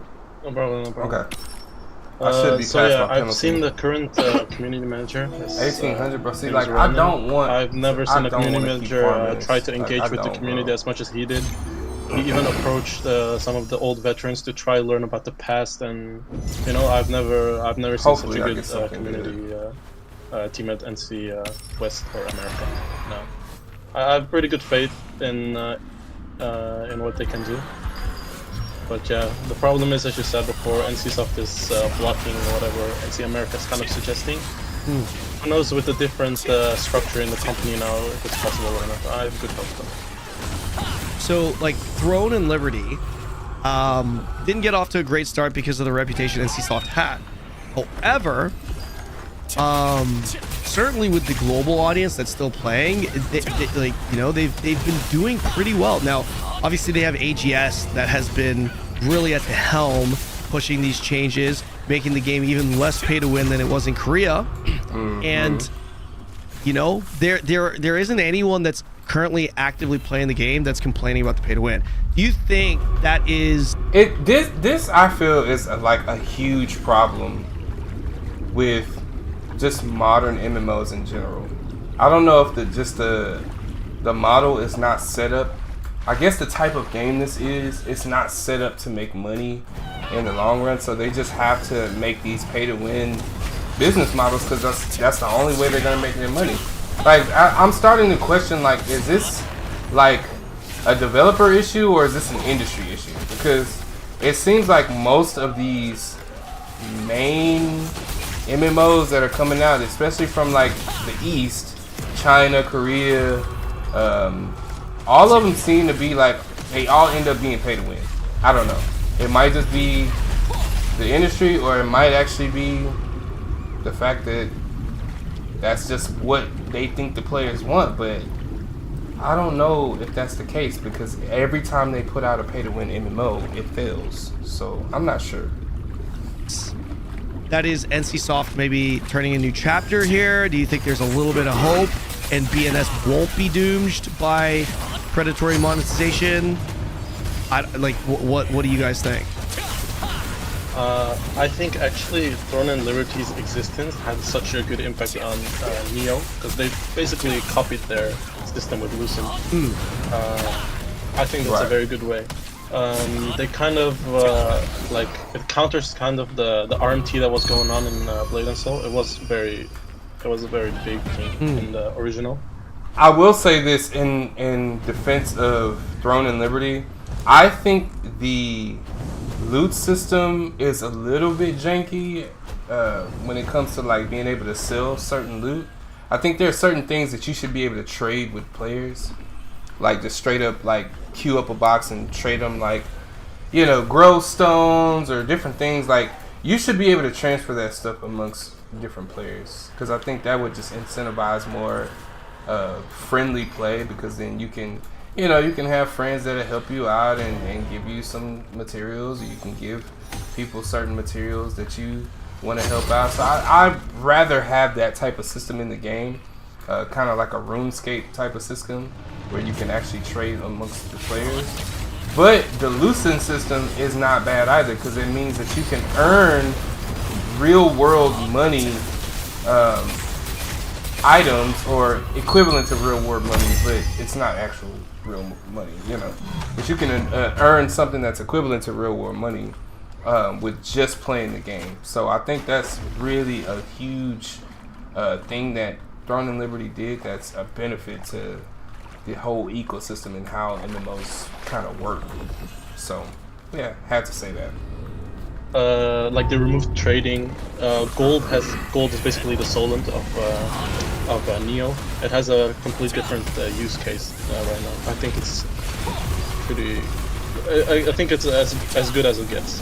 Right. Yeah. So for those of you who don't know, Yasin here, you're not. Are you a streamer? Do you make content? Yeah. I mean, I stream if Blade and Soul's doing good, but I used to be an ex-esports player in Blade and Soul. Okay. I played in the most recent World Championship. And other than that, I just played PvP, and I'm known to be one of the top PvP players. Okay, great. So obviously an extensive background in Blade and Soul. The reason why I wanted to get Yasin in, people are asking how recent. The reason why I wanted to get Yasin in this call and talk to him as well as Ill is because Ill has a very big background in BNS, right? But Yasin, this guy I played with on the KR servers in Throne Liberty. Like, this guy's like a day one KR vet, and he's played the global version, you know, and he's been a juicer, very good player, and he obviously has a very good understanding of Throne and Liberty and Blade and Soul. I don't know. I'm trying to learn. That's why I'm playing on the KR version. Right. That Blade and Soul Neo, that is. But I'm still trying to get a better feel for how the monetization really feels. You know, what the end game loop is really like. So Yasin, you are in an interesting position because you can actually give us a more, I feel like, a more accurate comparison to just like how pay to win we should expect Blade and Soul Neo to be. Right? Like you can compare, you can give us a legitimate comparison to Throne because you know Throne so very well. You were mentioning it earlier in my chat. Can you maybe share those thoughts again and give us a little bit more detail? Yeah, so like the difference, okay, so in Throne and Liberty it's called Lucent, and in BNS Neo it's called Ncoin, the paid currency.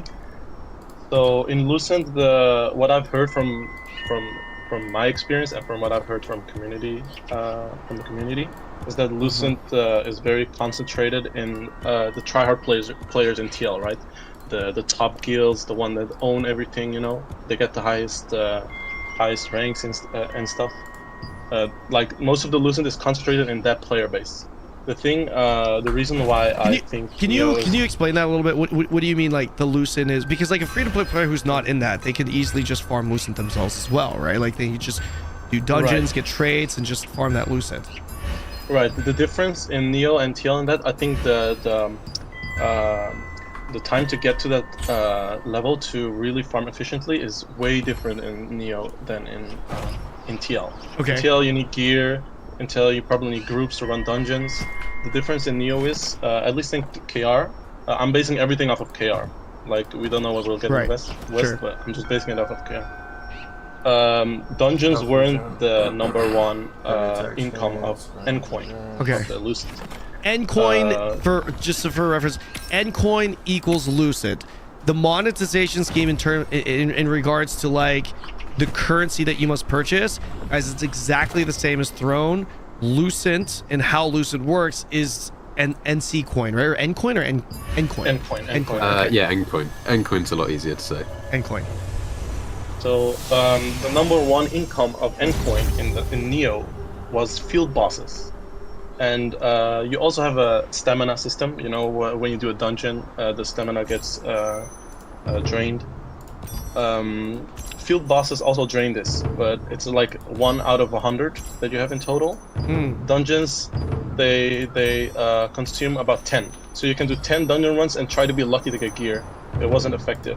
So basically most of the end game was farming field bosses, selling the drops that you get from the field bosses. Anyone can do this, by the way. That's what I'm saying. The difference in Neo and TL was, in Neo it's way easier. You just go to the field boss. It's just in an open world. You can just hit max level cap, go there and hit it once. There's a damage threshold, but it's doable. If you hit that damage threshold, you'll get the loot, and you just sell it on the market. That's guaranteed loot. Yeah, it's guaranteed loot. Yeah, as long as you do enough damage, and it's only 1 vitality per field boss. Yeah, so you can do 100 in comparison to like 10 or 15 from a dungeon, so it's way better, way better. Yeah. Wait, I'm pretty sure most of us bought their gear. Does that mean that the end game loot for Neo is just you don't even do dungeons? Dungeons aren't even worth doing. You're just gonna be doing field bosses all day. You'd want to do dungeons just to get your like daily challenge. You also need dungeon runs for card collections and stuff like that. Okay. But if you purely want Ncoin, just farming field bosses non-stop is probably your way to go.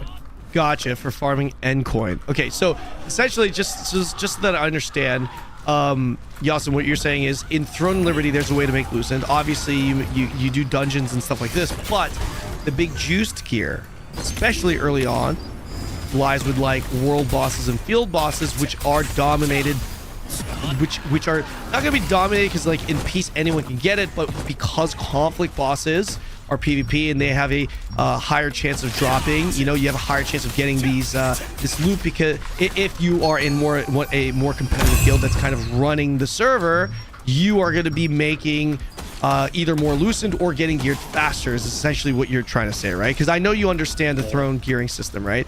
Versus in BNS, it's like there is no restriction, there is no gatekeeping, there is no like barrier to entry. It's just straight up field bosses are there. If you want Endcoin, aka Lucent, you can just go in there, farm these bosses, and you're good. Yeah, if I can compare it to getting like a world boss weapon in TL, it's very difficult to get that if you're not in a big guild, right? Sure. Let's compare it to like the field bosses to the world bosses in TL. Okay. The field bosses, anyone can go. They farm the endcoin. They buy the best gear off of the market. It's possible. It's really possible, and it's affordable. Even farming Lucent without doing the world boss, like farming Lucent permanently and trying to buy the world boss weapon is almost like is not like, I wouldn't say it's possible. I don't want to say it's really realistic for a normal player to farm Lucent even in a normal way in Throne of Liberty and buy a world boss weapon. You get it from drops, right? So that's the biggest difference. You can get very high gear being completely free to play, just farming field bosses. That's why I think the free to play is much better. Gotcha. And when you're saying that, just to clarify, because of course, like people that watch this on YouTube, they're always going to take your word at face value, right? When you say that it's not like most free-to-play players, most players are not going to be getting the field boss lesson, what you mean is they're not going to be getting like the Adentices early on or in a reasonable time. They're going to be getting it way later. Like right now, it's now 5K, so you can get it, but like fucking tier 2 is around the corner. That's what you mean, right? Because some people are going to hear that and be like, what are you talking about? Adentis is like 5K in the market right now. You know what I mean? So, yeah, I get that. All right, so, monetization. So maybe you can walk us through this here, give you a chance to speak. But I understand the gearing process, or excuse me, I understand the farming Lucent / currency / endcoin process. Could you maybe explain what it would require to actually max out your gear? Because Throne and Liberty, the strongest argument against the objectively pay-to-win system that is the Lucent system, the strongest argument against that is that, yes, you can pay to win, but there is a hard cap to gear, and free-to-play players will hit that cap in a reasonable amount of time, and it doesn't take very long. Only a couple of months, to be perfectly honest. Arc bosses is another thing. We can talk about that later, but, you know, when it comes to actually your actual power and your gear, your CP, like, you can hit that max within a reasonable amount of time. Is that the case for BNS Neo, or is it like you can get close maybe within 5%, but you're never really going to be capped power like you would in Throne? So I believe that I mean, both me and Yuki did this when we played. I swiped a bit, but I didn't do much. I don't think Yuki did much Honestly, either. it took me. I feel like it took me a good little. I believe bit of as a time free-to-play to get player, max. which. But I restarted multiple times. You could get to a sort of viable level, or at least like catching the 80% of the way there, 80-90% of the way it's there. punishing. That's the biggest problem sort of like with the gear. Throne and Liberty. The remaining like, if you 10% make a is mistake like with your build, extra it's AP or very hard punishing. collections from like And AP it could from be insignias. It's going to take you like if you don't weeks swipe. and weeks You know what I'm and saying? weeks. Like if you don't hard actually collections swipe a little will bit, genuinely that one little take you mistake over can, 6 like, months. really Are I those pay believe. to win? Can you pay to win those? Not. I mean, insignias. I suppose you could, because they were on market on KR. But Okay. the amount that you'd have to pay to win it is a little bit. I mean, even if you're a massive whale, it wouldn't be worth. As for card collections, I suppose you could pay to win that, but again, it wouldn't be worth to pay to win it because. So it's so expensive to the point where it's not pay to. It's not practical. So, put it this way: what you're looking for from Kari is a boss, a field boss, which most people, if they want to try hard, will be farming for months. When you kill the actual boss, it has a let's say 1% chance of dropping its card. And it also drops essence, which you can spin the wheel. The wheel also has a chance of dropping the card, but the drop chance from the wheel is like 0.2%, something like that. So realistically, if you wanted to pay to win it, you could buy like an absolute ton of essence and spin the wheel, but you'd have like such a low chance of getting this card that the amount of money that you'd been spending would just like not be worth. The essence he's mentioning, by the way, that's the main income of Endcoin. Oh yeah, sorry. Selling Yeah, the yeah. field bosses. I just want to put that in there. Go ahead. Okay, so Yeah. okay. So, sorry, were you? Was there anything more there? No, I just wanted to put that out there, just Okay. because people don't know what essences are. Probably. Yeah. So it sounds like this is like similar to BDO in the sense. I saw someone write it in chat, and I thought the same thing. Is that? Would you say that's fair? Where because BDO you can swipe for everything, but like you're swiping for a very low percentage that just isn't worth it. Yeah, obviously you can, but should you? Probably not. Like you so can swipe. those cards and these end game items that you just mentioned right here that take the long term progression items. What do you need to purchase to pay to win those? They are purchased by Endcoin. Yeah, off the market. Okay. Which you again can farm easily by just doing the world bosses if you are free to play. Yeah. Up to 100 a day. Yeah. Okay. And you can, so with these field bosses, sometimes you get an enhanced version, which will drop a lot more. So that's also just a bonus. You don't know how much you'll get per 100 vitality. Sometimes you get loads and loads and loads. Wait, how much? Oh, okay. So you don't know how much NC and coin you'll get. How long does it you do? How much N coin would you get per boss? Just wondering if you can measure per boss is per boss. If you have a okay, so what he said, like if you kill a boss, you have a chance there will be like a lightning boss. Yeah. Which spawns after 1 minute. It's an enhanced boss with enhanced loot. Okay. A normal boss will give you one fragment, one essence. This one essence back at release was in between like 15 to 30 N coin. Okay. 15 to 30 N coin. I think it's the same measure. How much is like? What would be like? Would you be able to give kind of a lucid comparison to how much value that amount of N coin is? I can kind of put it like this. If you want a pretty good, not even pretty good, it's almost best in slot accessory at the start of the game where everything's kind of expensive, you can spend around 1k to 1.5k for a good accessory. Might even cheaper. Sometimes you can snap N-coin. Okay. And farming the field boss, you can farm around 1 or 2k M-coin per hour. Those were my numbers. Wow, 1 to 2k N-coin per hour. I'm pretty sure the monetary value of it is similar to Lucent. So imagine you're farming like 2k Lucent an hour. Okay, so I mean 2k Lucent an hour is kind of insane.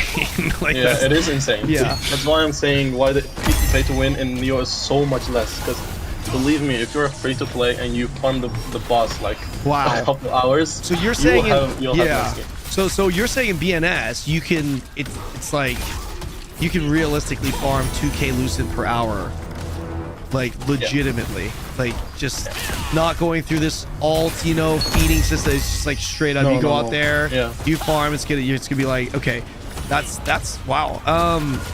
I wanted to ask you a follow up to that. Oh, how long does it take you to get through your entire vitality, all your vitality, like 100 vitality, right, per day? Doing dungeons or doing field bosses, it depends.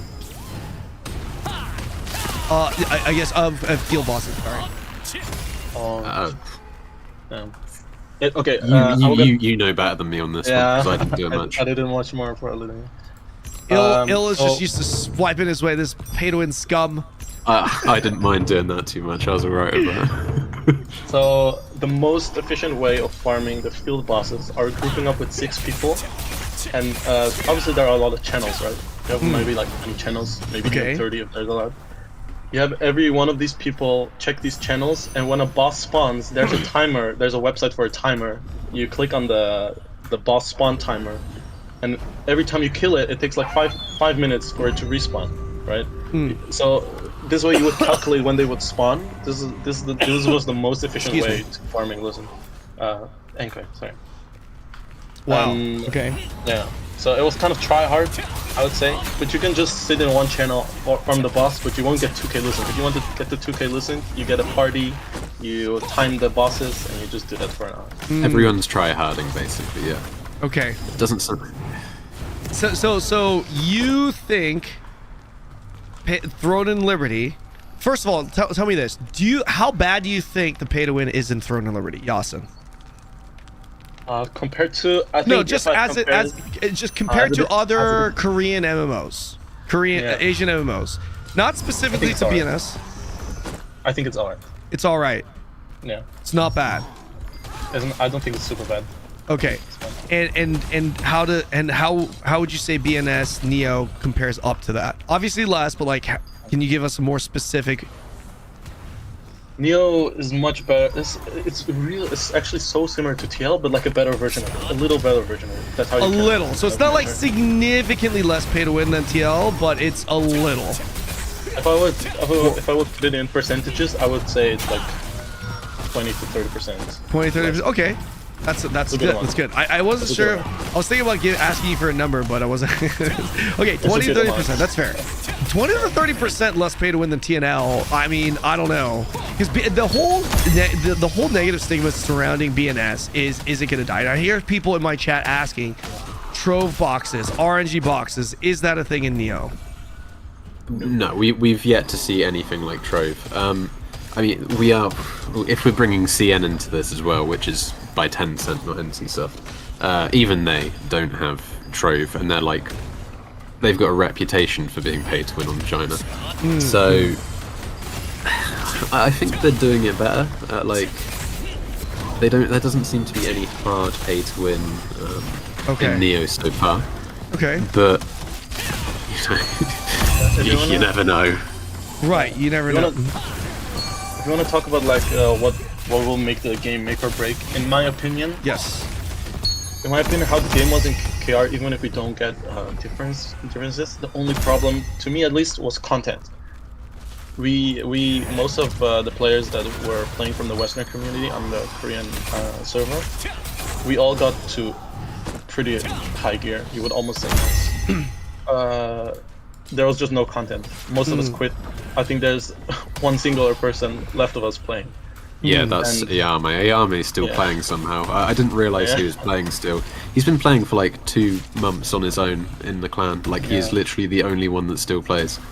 All of us have sort of Yeah, gone out there's elsewhere. no content. There's no content, even though they have it. It's something that I didn't really understand. Maybe as you have seen, there's they really toned down on the PvP content. Arena doesn't exist, 1v1 doesn't exist, 3v3 doesn't exist, 6v6 battlegrounds is 1 hour a day. And that's PvP content. In PvE content, they're also cutting back on content. I'm not sure why. They should just.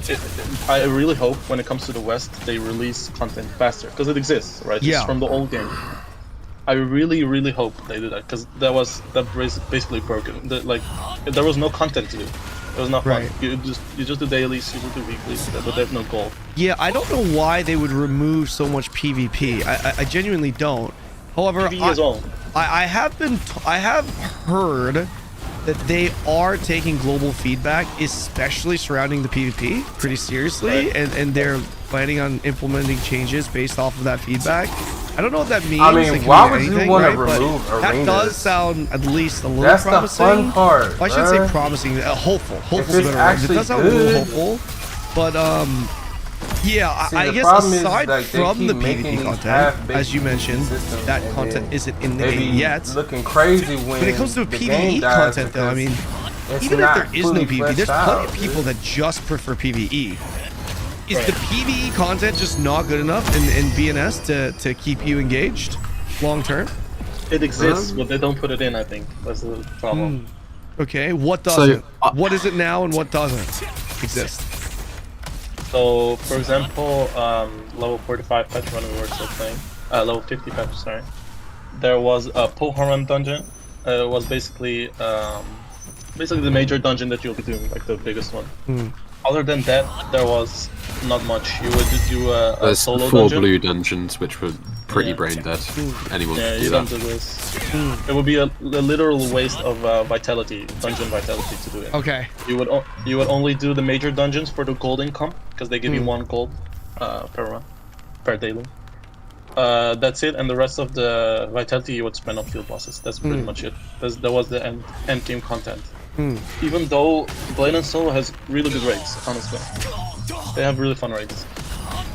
Ill, what are your thoughts, man? Because I'll be honest, you guys are both people that seem to really have a long history with this game. and you genuinely love the game at a core. But I'll be honest, guys, I am not getting excited vibes, hype vibes from you guys, and that's a little concerning if I'm going to be completely honest. You know what I mean? I think the main draw from this is that we're sort of jaded. Like, I absolutely love Blade and Soul. Like, I have no other game that I've enjoyed as much as Blade and Soul. But it's sort of seeing it mistreated by NCSoft for so long that you no longer get your expectations up. You sort of start thinking like, sure. You're not if I get my hopes up, am I gonna be disappointed? So just to be clear, can you just spell it out for us one more time? What is it specifically that you are jaded about, and specifically that you feel like NCSoft this is a pretty deep conversation when it comes to Blade? They are going into the crux of it. Well, it's because like everybody, sort of, dude, every person really. It's so funny because Canon's like really invested into trying to find like a decent MMO to play here in NA, and it just seems to be like so hard to find like a good MMO to play. Because as you can see, dude, why do I keep getting these Ascended Guardian gloves? Dude? They don't even sell good. Or sell well, rather. Alright. But it's just so funny. Because it kind of alludes to the conversation we were having earlier about like how it's a sign of the gaming industry as a whole. And it sounds like I played Blade and Soul when it first came out. And it sounds like Blade and Soul kind of suffers from the same issue that that Throne and Liberty is suffering from right now.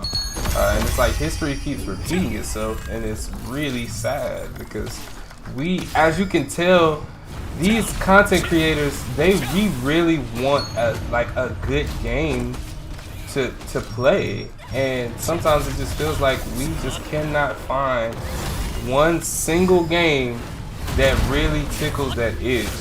And we're able to kind of like fully invest in.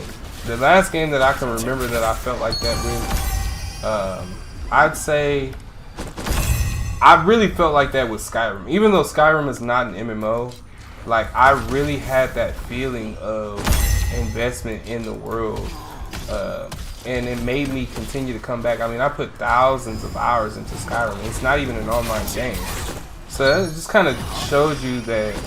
Like, there's certain aspects of video games that really connect and resonate with players, and it seems like these developers are just not getting it. And maybe it's because they're not gamers themselves, or maybe it's because they are gamers, and sometimes gamers don't even know what they want, you know?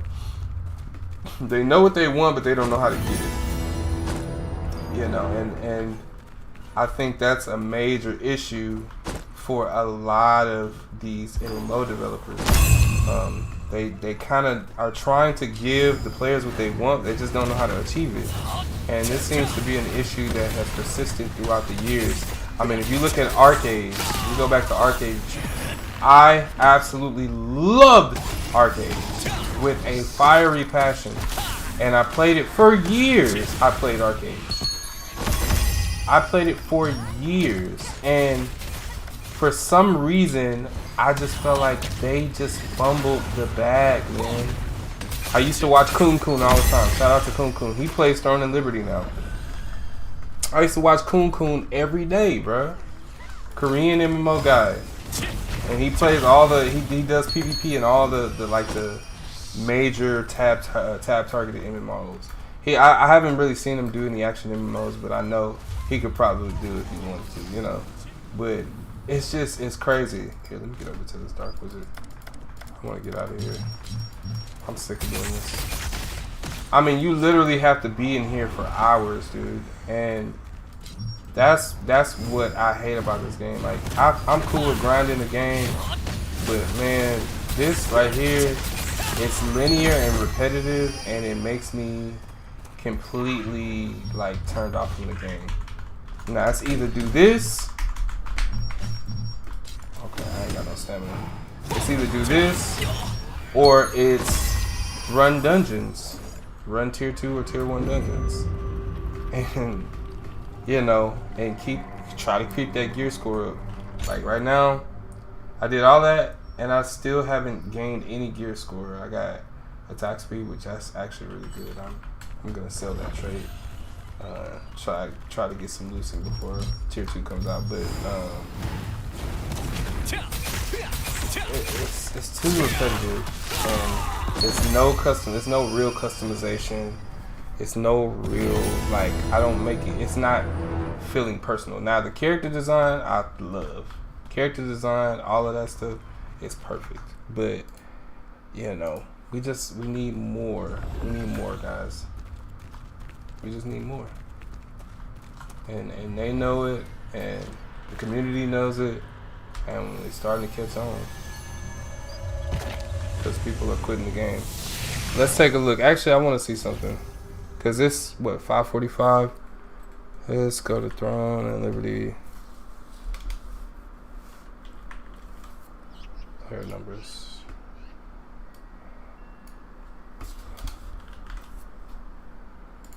Go to player numbers. See what the Steam chart is saying. So as of right now, this is what the Steam chart is saying. 27,000 currently right now, which they haven't really dipped under like 20 to 30,000, which is good. All-time peak was 336 or 336,000, which is crazy. It's a lot of people playing this game at one time. And now after our 24-hour peak is 35,000. I mean, if you just go, we can go and look up Once Human. And I haven't looked at this game in quite a while. But let's take a look. Where's it sitting at? Uh-oh. Metadata. No, we're not trying to do that. I just want to see the game. Okay, wait.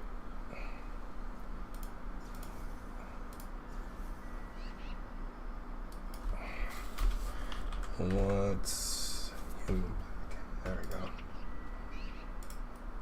Easy as pie. Okay, so this game came out, I want to say about 6 months or 3 months before. I think it's about 3 months before Throne and Liberty came out, and it's still holding down about the same amount of players concurrently. So that lets you know it's like this is an issue with current games in general. They just don't have any retention now. Most people will say, and this is just on Steam because there are people that play on console as well, so we can't discount those people. It's probably closer to about 100,000 people that are concurrently playing this game. And I mean, you can do something with 100,000 people now. That ain't nothing to shake a stick at. You can do something with 100,000 people playing your game concurrently. You can actually make that a multi-million-dollar business. So it's not like these companies are just not making any money. I just don't think that they're reaching the heights that they envisioned. And you know, sometimes it might just be because they're not really seeing what players want, like within an all-encompassing view. It's kind of like half-baked, and players are just sick of getting these half-baked games. All right, let's open up some pouches and see what we get. All right. Okay, Deadeye's Cloak. We got some blue gear. Nothing we really need. In the meantime, between time, let's go ahead and do this here. We don't need to upgrade traits on any of these. This one we do. So let's check and see if we got any traits for that. This one we do. We don't want to sacrifice our field general for that, so we'll just let that be. Magic evasion, these are for the Phantom Wolf. Honestly, I'm not really wanting to invest too much in the Phantom Wolf set at this point as far as traits go. Health regen, that's not gonna help me out any. Let's try and stick to the weapons because I think that's really what I'm gonna be focusing on from here on.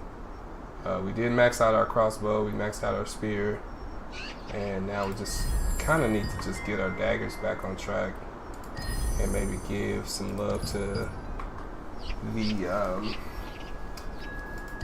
give some love to the greatsword, of course. Let's see if we can get some random levels here, stun chance, and then heavy attack chance. That's what we're missing on the dagger, so that's what we're trying to level up on our dagger. Trade conversion. We need more trade conversion stones. So let's go to Stone Guard and see if we can buy some trade conversion stones so we can convert the trade on our dagger. See if we can't do some stuff with that. Okay, so I only burned, bro. I didn't even barely burn no. Man, this is crazy. All right, let's see how many we can buy. Oh, I can get the whole 3,000. Nice, or the whole 100. Let's go ahead and copy these. It's our daily rewards. That's 225. We get these. Boom. And we'll get the Cellrite as well. Let's go ahead and just max that out. We're also gonna come here and get the contract boys. Or this is the contract tokens. Go ahead and use up all of our tokens here. We'll max that out. And then we'll max this out. Cool. And we're just getting the ink so that when tier 2 comes out, we have enough ink just in case we want to make like a lithograph or something like that. And we're getting the conversion stones and the extraction stones as well, so that we can make sure we are able to extract the traits or convert the traits that we need. So we're just trying to build up a little stockpile before tier 2 comes out.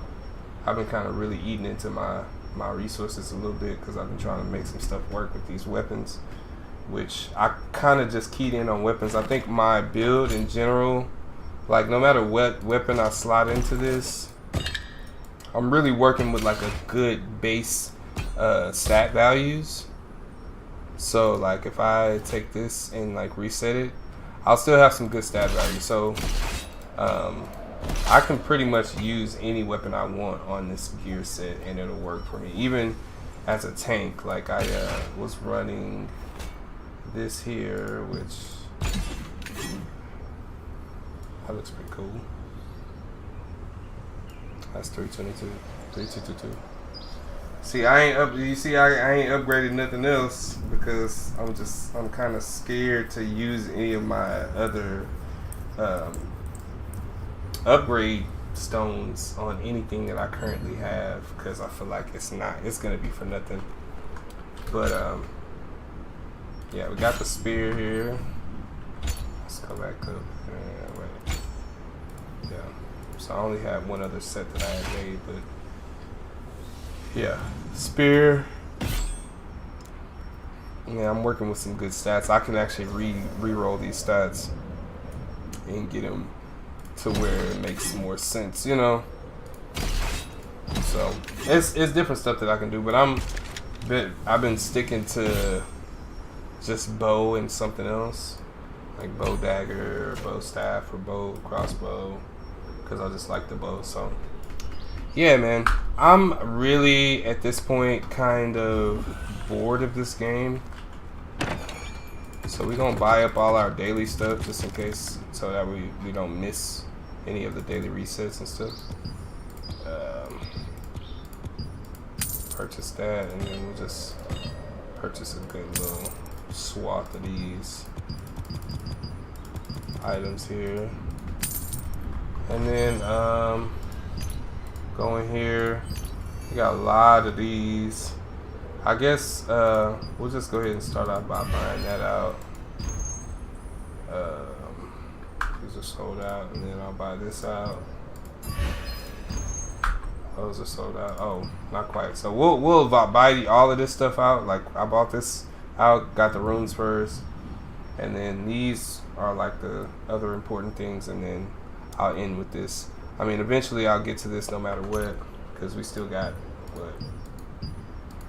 Yeah, one more week, and I still haven't even complete these weeklies, so I'll be able to get this regardless. It's only 20 anyway, and I have quite a few of them, and I have a lot of the dungeon tokens, so I could, you know. Oh wait. Yeah, I have a lot of the dungeon tokens, so I can make unlock stones if I need to.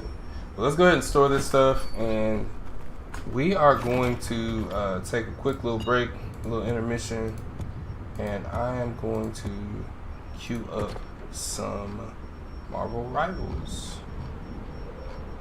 See if we can get a couple of clips and some content from there, and we'll keep the stream going, man. Keep it flowing, keep it going. All right. Oh, and another thing. Let's go to Vienta. Let's go to Vienta Village.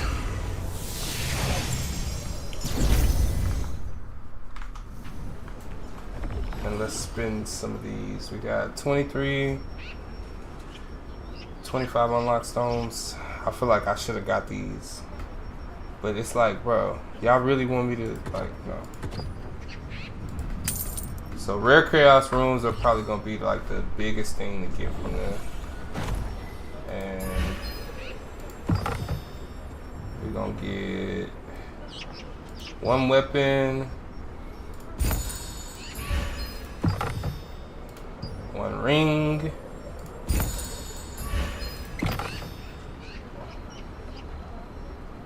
one more weapon because I've been having trouble getting it right on the weapons. We'll get back to this one. Screw it. All right. So let's see here.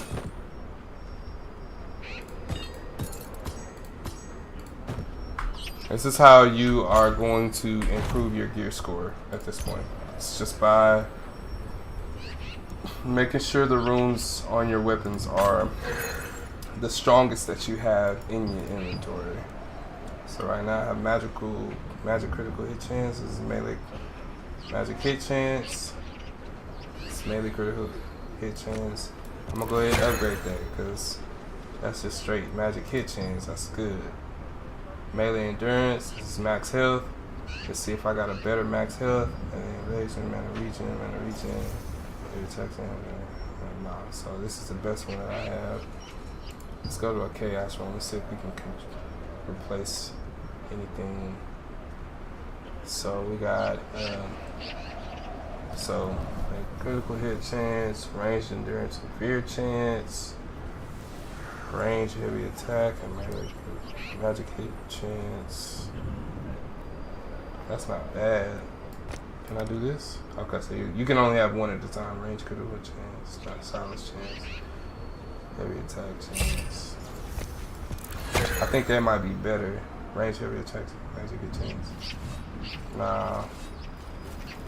Skill heal, skill damage resistance. Range endurance. Yeah, because I don't do any silence attacks, so we'll just do this. Critical hit chance, max mana. Range heavy attack, evasion. That's evasion. That's I don't need that. Skill heal, skill damage resistance. You definitely want maxes. You want as much skill damage resistance as you could possibly get. So I don't know if that's a good thing, but let's see. Hit chance, melee, magic melee. Let's see, magic critical hit chance, melee. These are all melee. Magic critical hit, and this is just straight hit. Melee critical hit. I'm a range critical hit chance. I'm gonna do the range critical hit chance because I mean either way, and cost efficiency. Sleep chance, skill heal. Why do I have so many sleep chances? second chance, skill heal, fear chance, skill heal. Cause then that means the flash wave is gonna heal better. And the cost efficiency. Yeah, that little 1% ain't really doing nothing. This means that I'll be healing. Maybe the mana cost efficiency might be actually better. I think the mana cost efficiency would probably be better. Okay, and then we got range critical hit chance. What's this one? Okay. Yeah. Alright, cool. So let's go to the belt. So I already got one of the chaos ones on there. Hit chance. Boss, boss, boss, boss, boss, boss, boss. All these are boss. I need to get rid of some of those. Max health. Max health. Alright, so that's better. That's better. Let's go here. Start with the attack roll. Hit chance. Boss. Hit chance. 37. Cool. We got a better one. That's good. Max health. I think that's gonna be the best one. Yeah.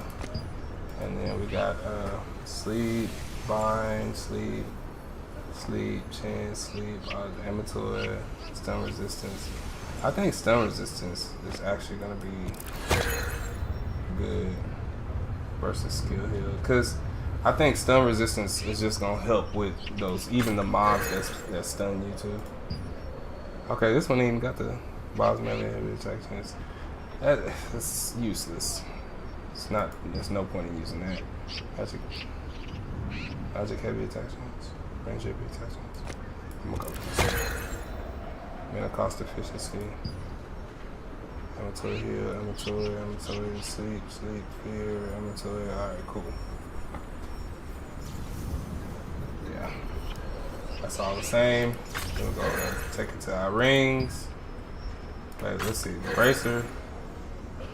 Yeah, that was. Yeah. We don't need that. Silence resistance, critical chance. Nah, we don't want that. Endurance. Yeah, we want that. And then magic evasion. Yeah, we're good. Okay. Let's see here. Boom, boom, boom, boom, boom.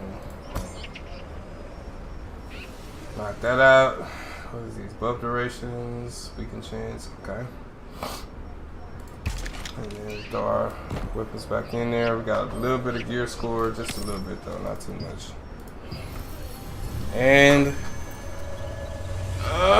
we're gonna go ahead and finish this video. It's been going on for a while, but I want to go ahead. In terms of, at least before Ronan, the community sort of, I guess, feels like they're speaking to a brick wall. Like, we will yell, quite literally yell at NCSoft non-stop about do this, we need this, we're getting bored, blah, blah, blah. All that, please change this, and then they did nothing. And then they're like, hey, here's a new RNG box for you to swipe on. Or, Jesus. oh, there's Trove's back. Guys get excited for Trove. And it's like, That communication was so I can't bad. remortgage my house for Trove. Yeah, That sounds terrible. Yeah. The biggest draw is, well, the biggest hang-up, I suppose, is NCSoft doesn't communicate. And they don't listen. They are under this That's one thing that assumption that they know what we want. They know what their community wants more than the community does, which is, you know, it is what it is. Unfortunately, it's a great game. Like, I cannot recommend it enough, but I just wish it wasn't NCSoft. So what you're saying is we've got a great product, but you don't trust NCSoft to deliver on their end, based off of their history. Yep. Yeah, BNS overall okay. is phenomenal. NCSoft is despicable. I genuinely hate this company. So let's just pretend NCSoft is not NCSoft for a second here. Let's just pretend Neo is not being developed, published by NCSoft, and it's being developed, published by someone else that we don't know, okay? It's been re-released by an unknown group. Neo has now been out in China for about a year. Let's just go based off of KR, I guess, which has been out for about a third of the year.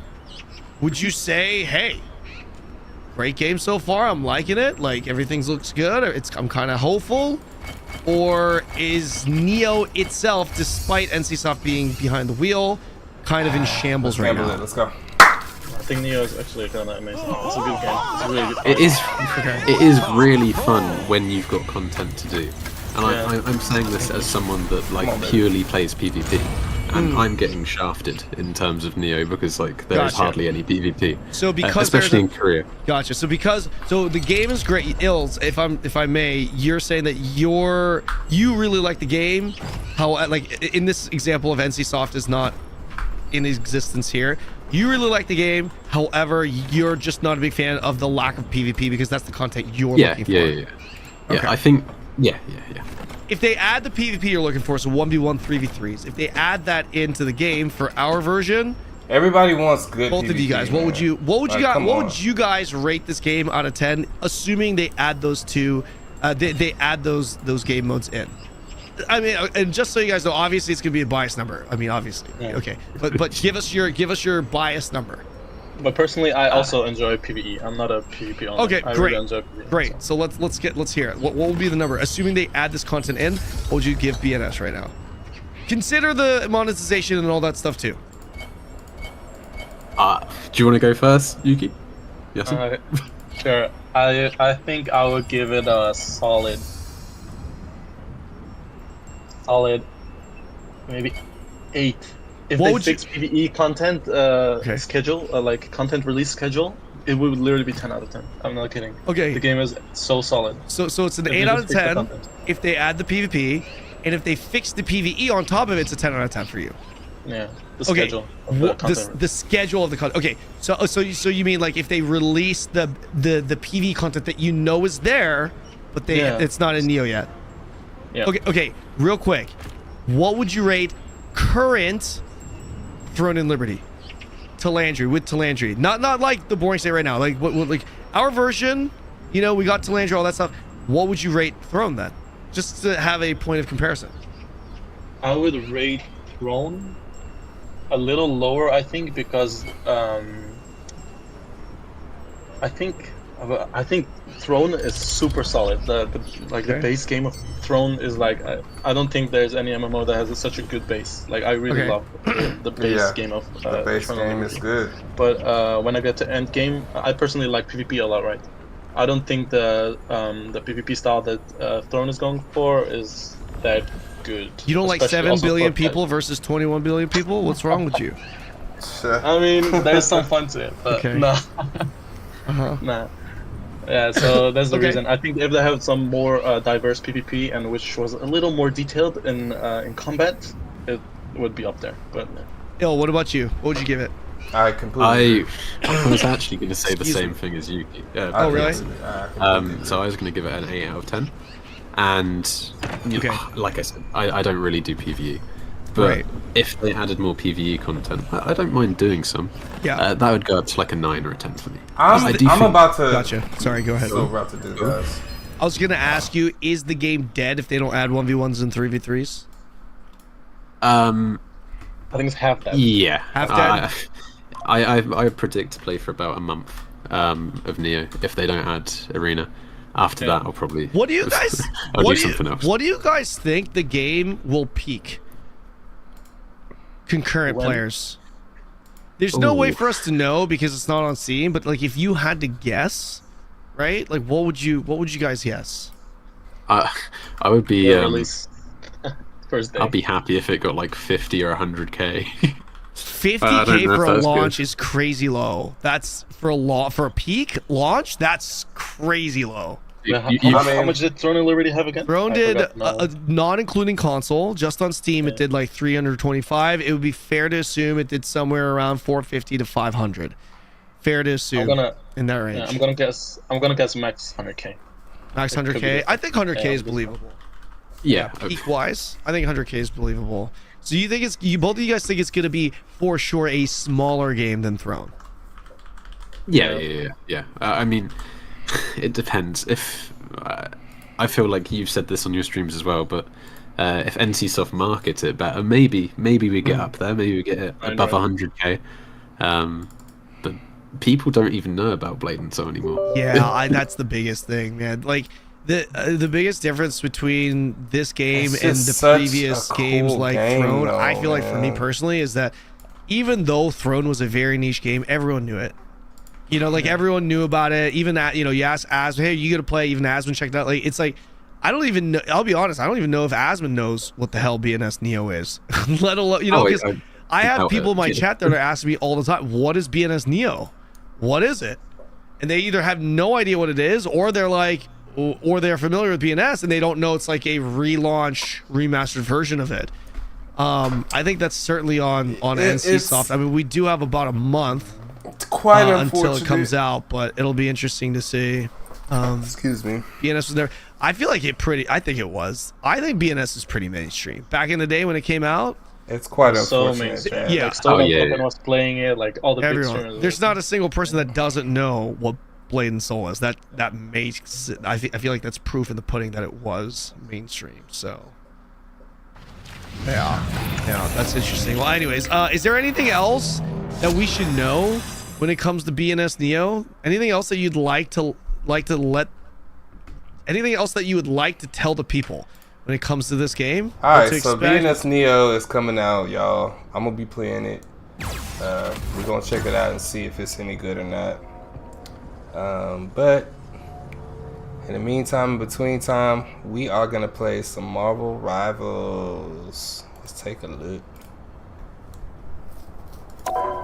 Let's get into it, y'all.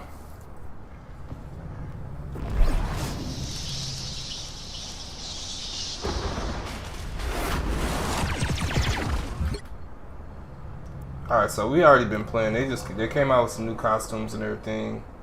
Let's see. Let's go to our achievements. We've been kind of turning up in the regular playlist, in the quick match playlist. Now, my favorite character right now to play, I have to admit, it's got to be. My favorite character to play right now, it's got to be the Hulk, man.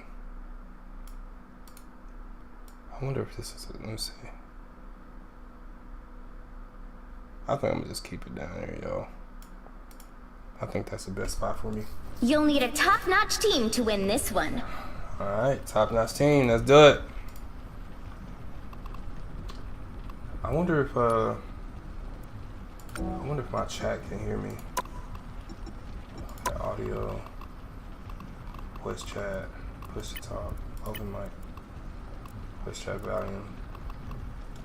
Hey, can y'all hear me? Blue ball, there you go. Input device. Alright, back. Alright. Science solved. Hulk isn't the only one with a temper. Banner can smash things too, like instruments that don't work. Hey. 30 seconds before you attack. Get ready. Can anyone hear me? Mic check, Don't 1 take 2. this the wrong way, Mark, but if you need help, you know, emotionally, try Dr. Leonard Sampson. He's a good friend. Man, I miss when people talked on video games too. Whatever happened. Help me like how he did you. What happened to us, The man? battle starts in 5, 4, Let's do 3, this. 2, 1. All you need to do is capture the mission area. Got it? We won't run away. I'm guessing those are the bad guys.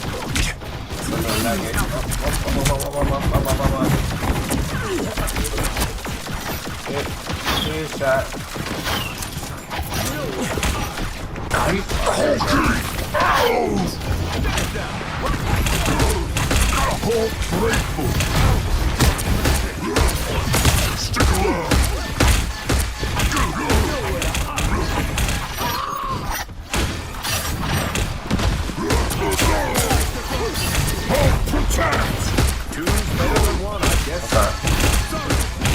We need healer. Healer. Healer. Healer. Where's the healer at? There she is. Okay. Everybody else. Dr. Strange.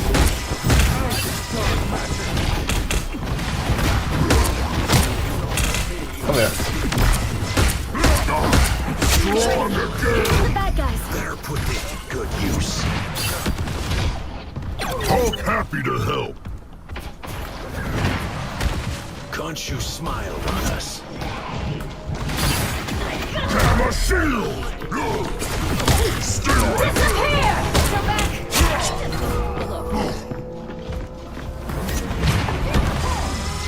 Okay.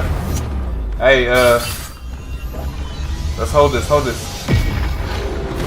Let's go. Right here. Dr. Strange. Help get that vehicle to its destination. Yeah, he's done. Dead. Moving forward. Hey, Magneto.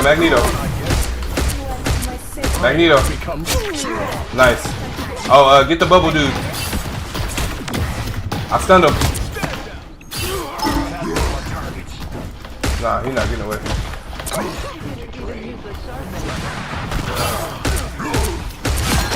Got him. Alright. Hulk happy to help. What happened to my mouse? Oh, right here.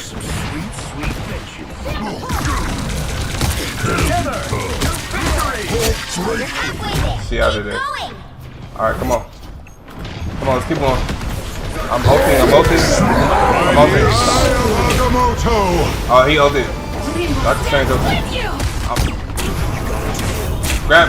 Where? Get him. Come here, Dr. Strange. No smashing us now. Oh, he swallowed me. Somebody help! What you gonna do, bro? No smashing us now. Okay. I need to be careful. Does he still have his ult?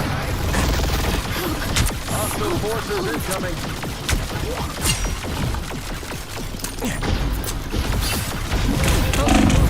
Okay, I shouldn't have charged in there like that. That was Good medicine. alright, hey. Let's try this Let's again. pull back. Pull back a little bit. Wait for me to come with y'all. I'm on the way. We need to be moving faster than this. Get Dr. Strange's Get that shield. vehicle moving again.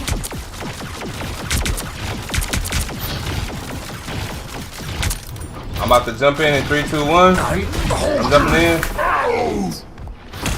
jumping in. I'm with you.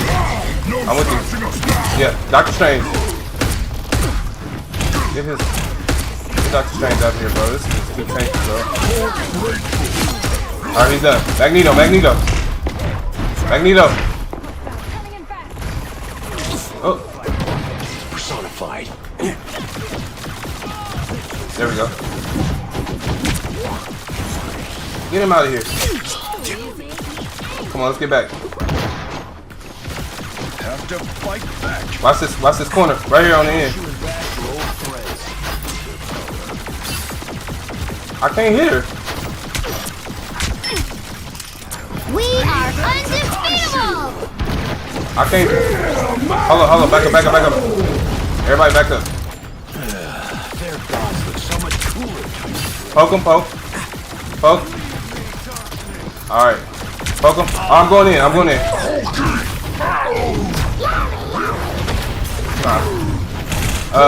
Get the, what's the guy's name?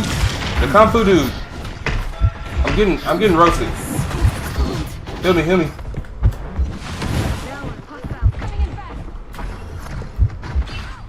I gotta get some help. Get that vehicle moving again. Yeah, get him. Bro, he is doing way too much damage. Help me. Cap. Together. Come on, Cap. Vehicle moving again.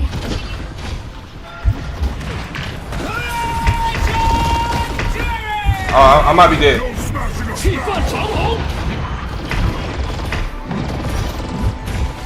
I'm ulting. I'm okay.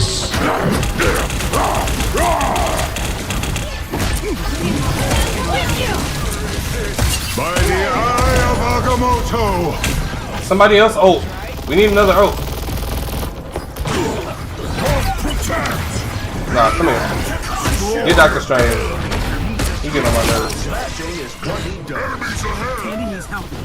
Get this chick. Alright, come on. Towards it, yeah, towards the cart. Pull him towards us. Come here. I'm going in. Nah, he not getting away. Your vehicle reached the checkpoint. Keep up the momentum.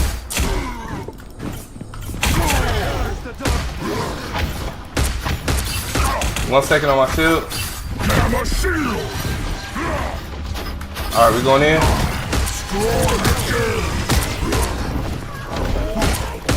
Come on, Hulk. Let's go.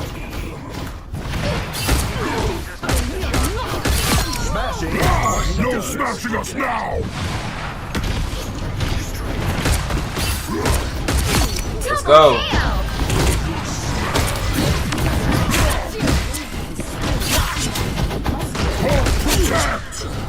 Get him out of here, dude. Hulk happy to help.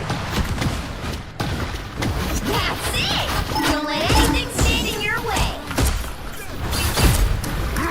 Yeah, get her out of here.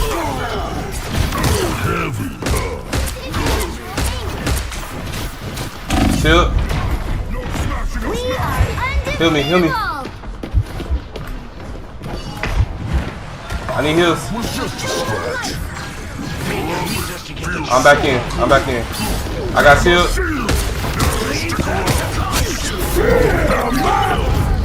Let's go. That was a good ult right there. Come on, get Bubba Boy. Come here, Bubba Boy. Bubba, Bubba, Bubba, Bubba, Bubba, Bubba, Bubba, Butt.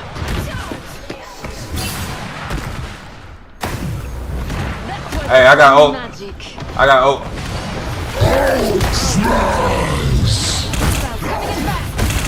I'm trying to grab Dr. Strange. Come here. Come here.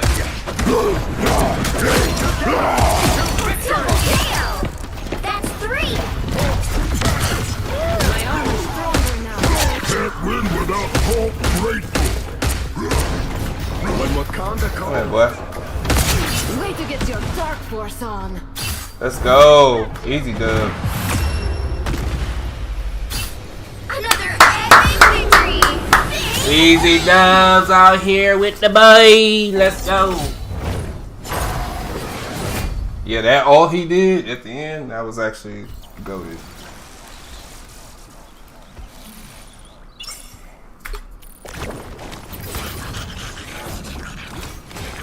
Good job, everyone.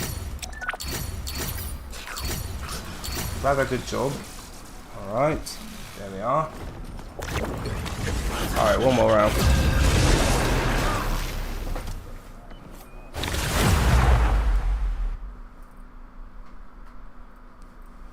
Good job, everyone. The right heroes could make all the difference.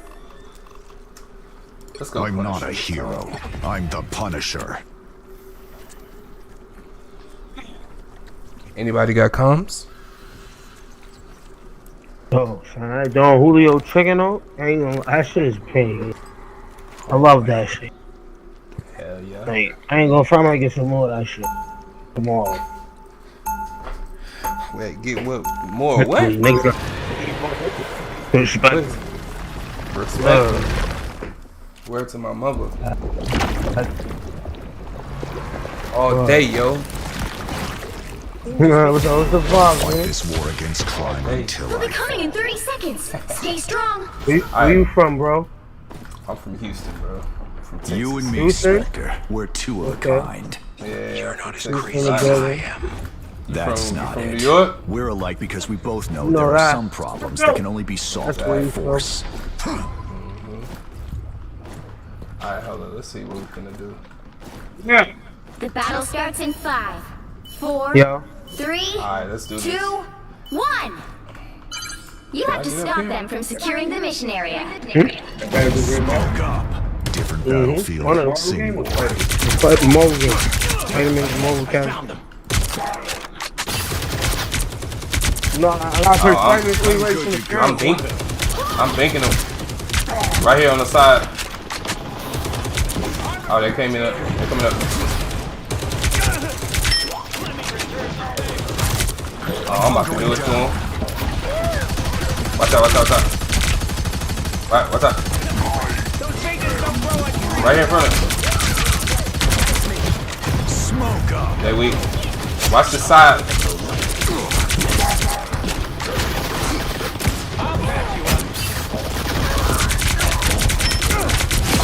Got him. Battlefield ready again. Now that shotgun is way too good. Oh. Ooh, saved my life. I need this help. Heads up. Hostiles. I can never be hard back. All patched up. I can never be hard back. That's why you an old school link, nigga.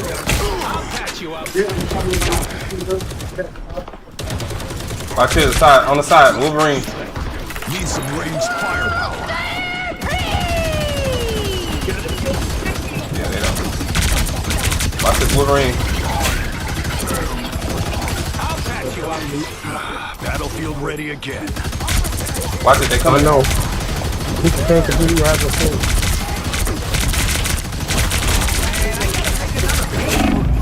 Oh my god, are you kidding me?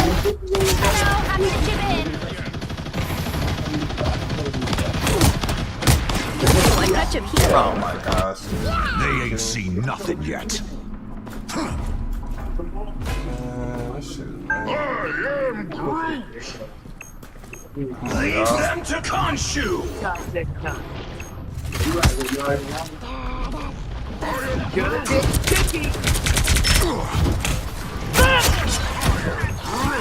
Battlefield ready again.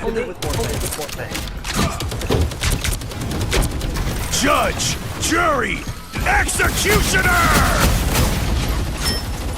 Wait, am I doing damage? Come on, push forward. Heavy weapons.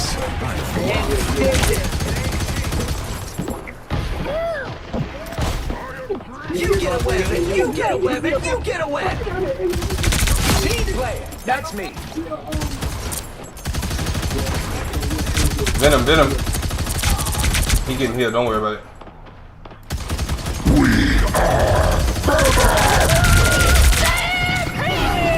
I'm good to go. Oh, get out of here. Alright, come on, y'all. Right here in the middle. Ooh, I need heals. Heals, heals. Heals on me. Ugh.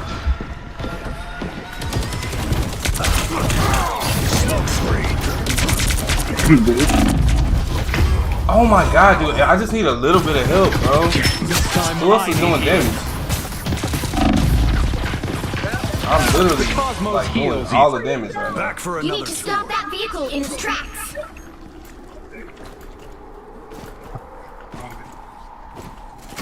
And stay down. Gonna get sticky. Better stop that vehicle. Wait. Is it dead end?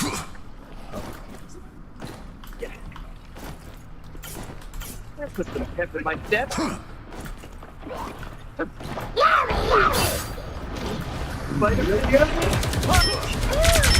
Left down, drone.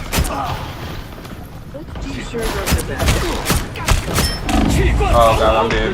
I'm dead, I'm dead, I'm dead. I'm dead.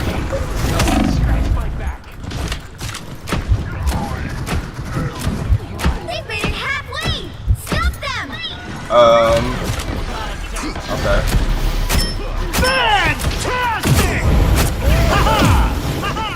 We gotta stop him. We gotta stop him. We gotta stop him. He's gonna kill us all. Alright. So.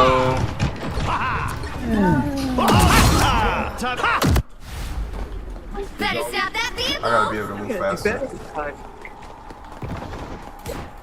There's still a chance to stop them. Yeah, if we can do You're welcome. Bruh. Spider-Man! Homie, I'm switching! It's all gone. Let's go. Don't mind me. I'm just. They hit a checkpoint. Now might be a good time to stop them. I'll patch you up. Better stop that vehicle.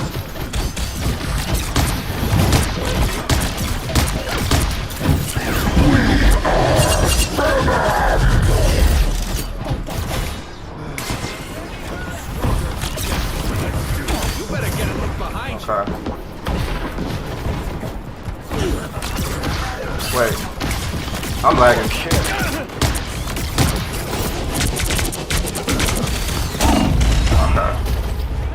I think our team is just straight buns.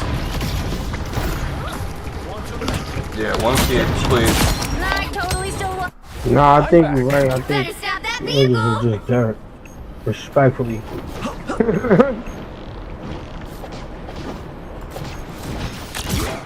It's now or never. Stop them. Wait. Bro, I'm lagging.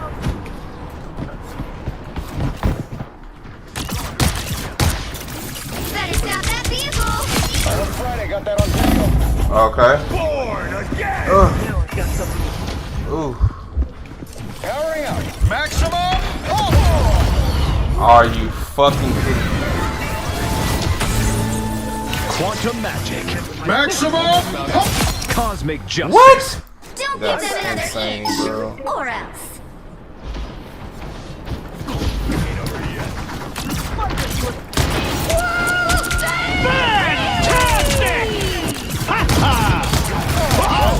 We need you. What's out there? Headed our way. I'm getting stuck on everything. Yeah, we got it.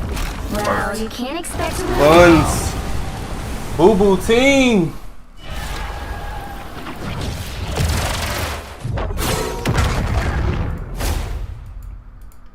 He MVP only had 8 kills. Yeah, bruh. Yeah, get me out of here. Alright. Let's see what we can do.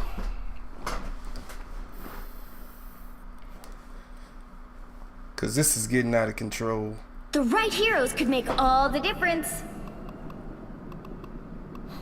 I really only like playing tanks in this game. Playing any other class is just painful. You die way more than My you order really is want sharp. to. My mind is sharper. Alright. How you go? Hi.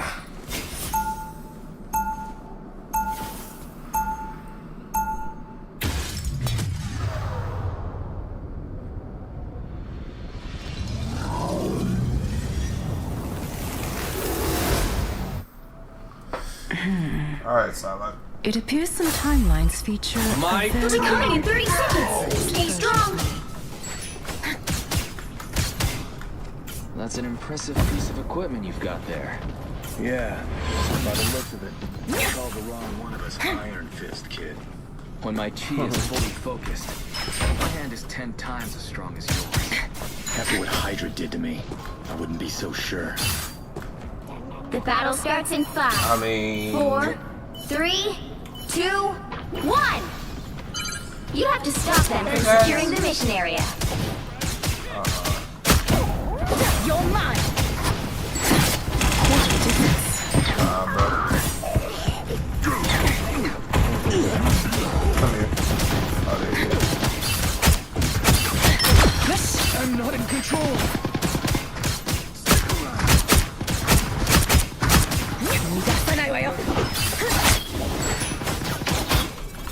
Out of sight. Alright, let's get out of here. Go with that. This Go. will do nicely.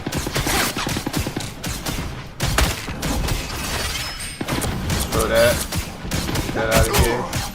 Come on, keep on trying. Oh! Out of sight.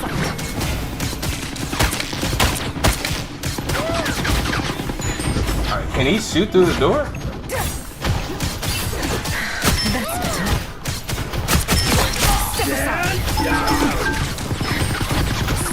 Okay. I'm dead. Yeah, I can't challenge that. I can't challenge that.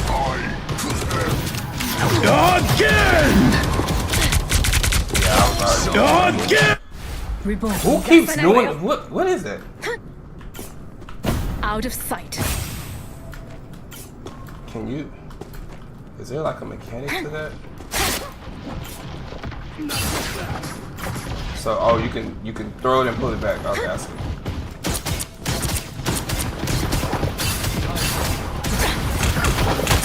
Step aside. Our spirits shall meet again someday, little one. Let's try to what? He can turn 360 degrees? That's pretty cheese, don't you think? Okay. Farewell. I'll be getting murked by this character. I don't know how they do it. Let's see. Come on. Step aside.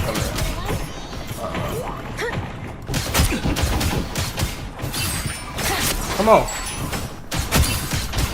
Spider mode.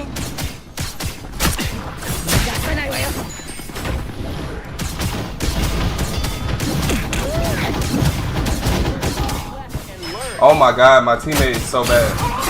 Yeah, there you go. Thank you. Come on. Oh, wait. Heal me. Heal me.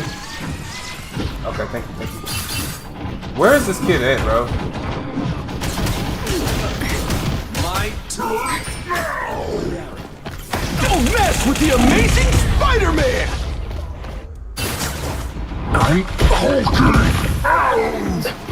Don't mess with the amazing Spider-Man! That's annoying. That's annoying. That is straight up annoying, bro. Can't nobody tell me that that's not annoying.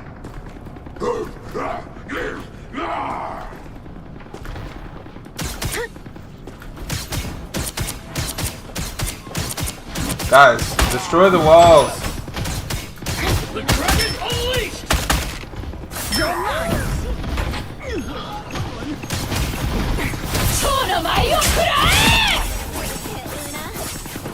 And so Never miss! you're mine.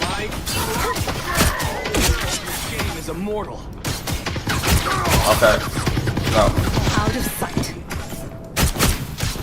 Only 60 seconds left. No! You're mine. You Got him. lose, demon. Finally. Really? That was lag. That was lag.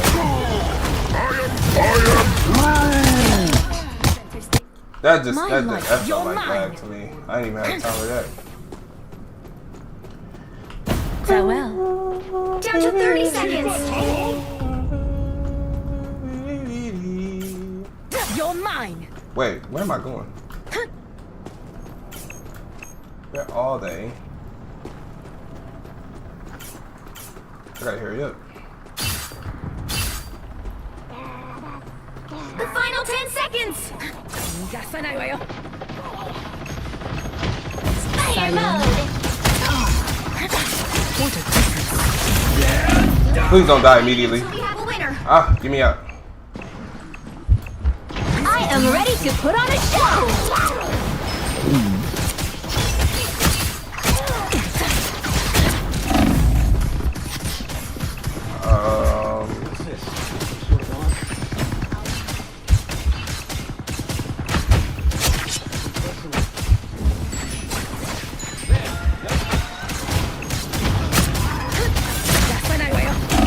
The moon haunts you! Oh my god, dude! What is my team doing? Leave them to Khonshu! You're mine. What a disgrace. Wow. My hunt continues. Now we let him get past that it. vehicle in its tracks. Okay, come on. Come on, let's do this. We ain't got all day.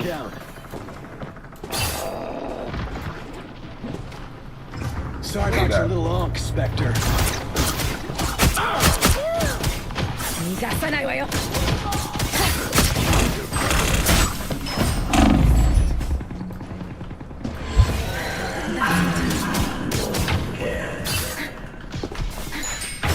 This item seems ancient and powerful.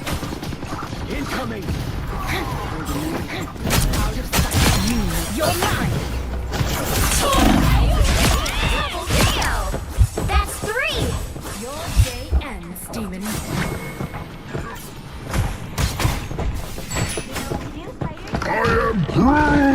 Wait.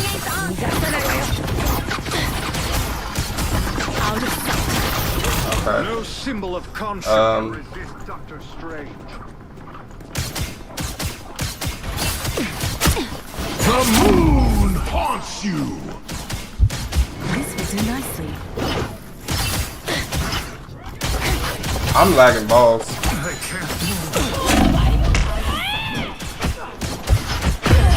I'm lagging too much. I can't play this character. Let's go group.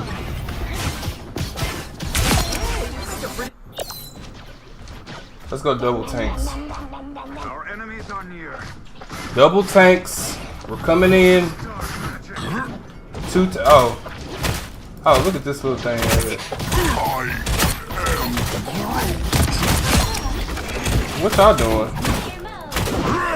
Only 60 seconds left. Double KO. You ain't gonna just challenge no tank like that, bro. That's just not even smart. Sorry about your little unk, Spectre. Groot. Okay. Easy dub right here. Another Ankh who will rid us of Moon Knight. Easy dub right here. Stop them. Nah, we finna stop them. Look. Yeah, let's wall this guy out. Hey, buddy.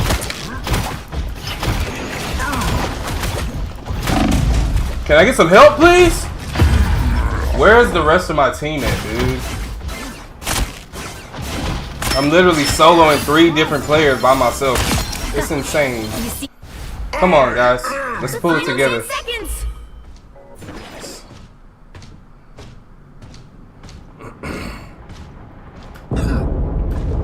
10, 9, 8, 7, 6, 5, 4, 3, 2, 1, and let's go! Another epic victory. Big win. Yeah! Okay, I'll be right back, y'all.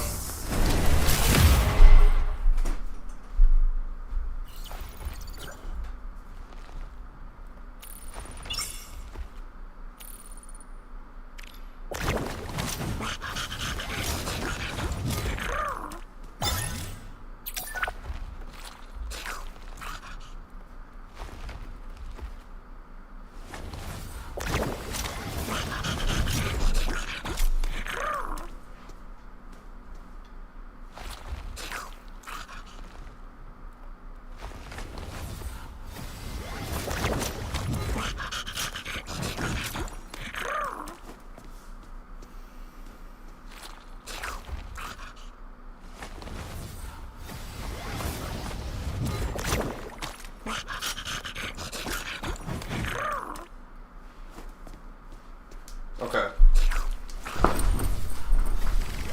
Alright. Won that one. Easy dubs. I think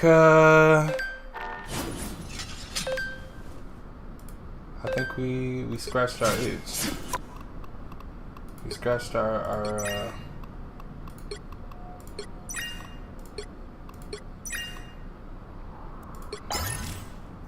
hive statues, collectible. Okay, cool.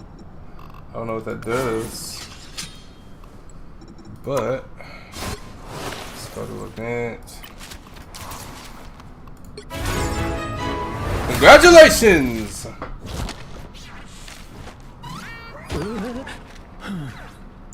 Oh, I got a little emote. Okay, nice. What else do we get? Nothing. Battle pass. We did not purchase the battle pass because we're not doing that. We'll go ahead and purchase this stuff. It's a part of it.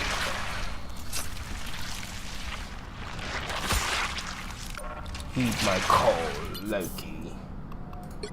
I mean, we're not even. We don't even have Loki, so I mean, you know, it is what it is, though. We'll go ahead and buy these up. Equipped. I don't have anything else anyway, so that's fine with me. It's bloody fine with me, mate. And then we're gonna go here. Congratulations. You have the Moon Knight emblem. You have the Loki emblem. It's cool, cool. Absolutely cool. We have the Penny emblem, and we have the Human Torch. They still ain't put him in the game. I'm waiting on that. I wouldn't be opposed to maining Human Torch. Get more. We don't have more? I thought we already had it. We got 8. What? Oh, we gotta level up. Oh, we can get ourselves a little costume. Look at that. Completely free, guys. So make sure you go ahead and download Marvel Rivals and level up your battle pass. You'll get a free skin out of it. All right. Can we? No. New skins. We're not buying it. Okay. Paint. So you basically paint a portion of it. Oh, that's pretty cool. And I can. Oh, okay. So basically, you have to get 100 to paint anything, and then once you get 100, you'll get. Wait, do you get this skin? Wait, you get the skin? Oh, really? So how do you play new mode? Okay. It's a new mode. Never played this mode before. World Arena. Intergalactic Empire of Wakanda. Welcome to the Clash of Dancing Lions. Time to select your hero. Someone's got to guard. Stepping out of the shadows. Someone's got to guard the galaxy. Might as well. Alright, cool. It's a new mode that they have. I don't know what it is. This is a fresh reaction. This is absolutely genuine. Let's see what it is. Oh, is this? Ready? 5, 4, 3, 2, 1. Is this soccer, bro? Begun. It is.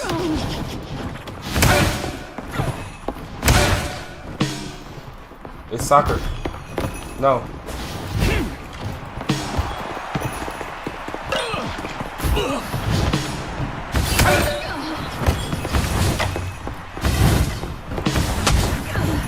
Okay. I got some cooldowns. Come on. How do you grab it like that?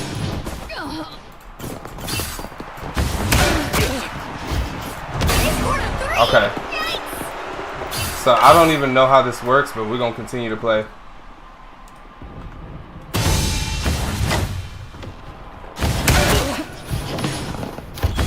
Okay. So they know something. They know something we don't, bro. They know something we don't.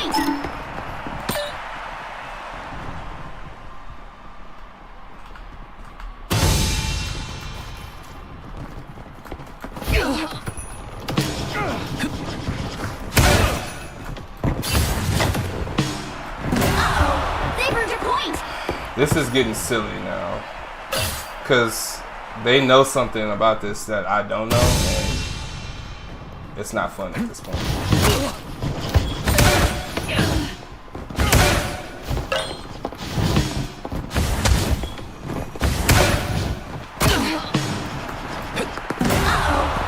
What is this, bro? Are we just gonna get our asses beat like this? 6-0, bro. Okay, so now what?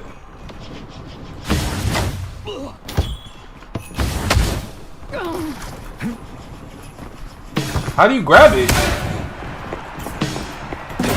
I don't know how to grab it. And she's the only one that can run in the game.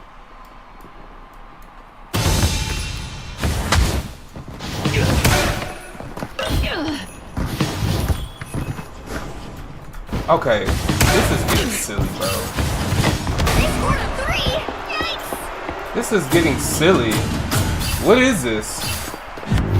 Is this supposed to be fun? I'm sure you'll win next time. Is this supposed to be fun, y'all? I don't know if that's fun.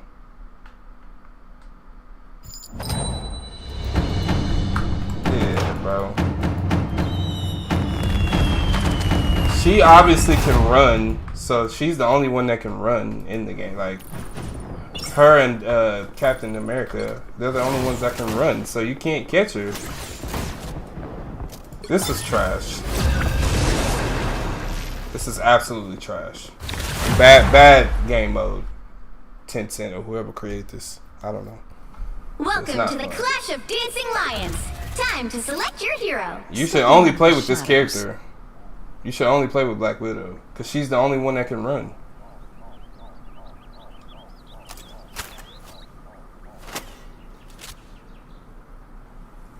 I don't get it. I don't know how this is supposed to be entertaining, but there are free rewards that you get with it. So. 5, 4, 3, 2, 1. The competition has begun. That literally could be the only reason why.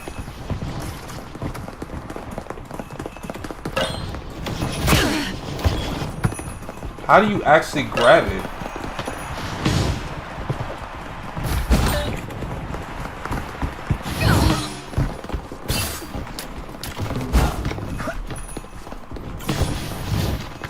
So this is lagging all over the place.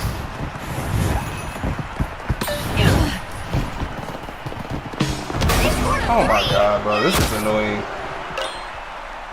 It's not fun. It's not fun at all. Every game always wants to do this soccer bullcrap. Nobody cares about this. This is not Rocket League, bro. And you couldn't.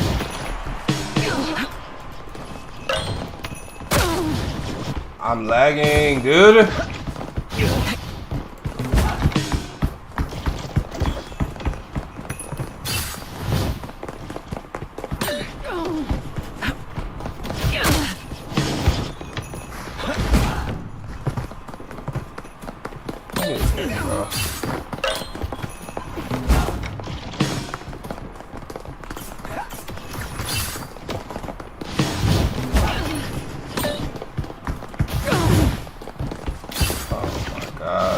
This is annoying.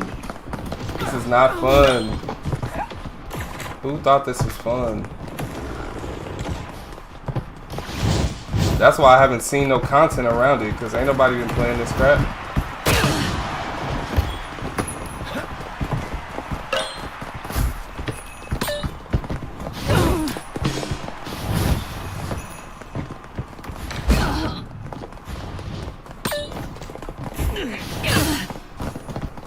Bro, this shit is annoying, bro. This is easily probably one of the most annoying game modes I've ever played in my life. Oh, juked him. Protect me, dude! What are they doing? Oh my god, bro. This is annoying.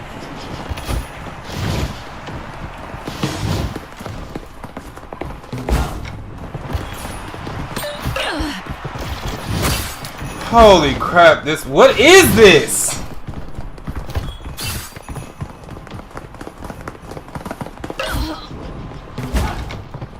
Go. Go. Stop throwing the ball, nut! Crazy person? Bro.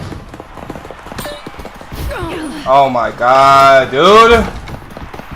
Stop throwing the ball, dude.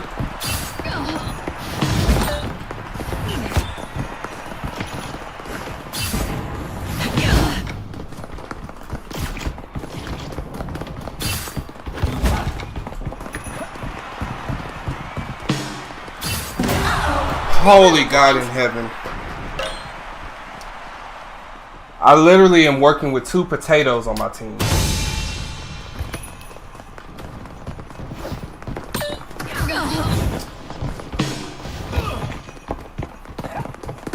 It's lagging all over the place. Bro, all you gotta do is just throw it back. Keep going, keep going. Time's almost up.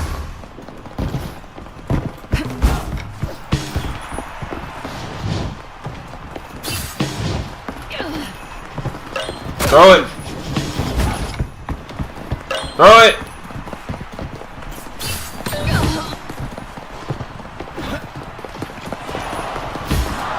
This is insane. I don't want to play this again. I don't even know if the rewards are worth it. This is god awful. Dude, what is this? I'm sure you'll win next time. The 1v1v1, like they added some pretty cool modes, but this has probably been the worst one. Like, this is terrible. Why does every game want to be Rocket League? This is not fun. Rocket League is like legit, absolute fun. This right here is some silly shit. You got it, man. That's nonsense, bro. That is nonsense. Clash of the Dancing Lions. Are y'all stupid? They gotta be. They gotta be to think that anybody's playing that shit. Anyways, yeah, that's enough of that. That's enough of that stuff. We'll get to it eventually, yeah. We'll play and get to it. I'm not finna... Yeah, I'm not stressing myself out about it.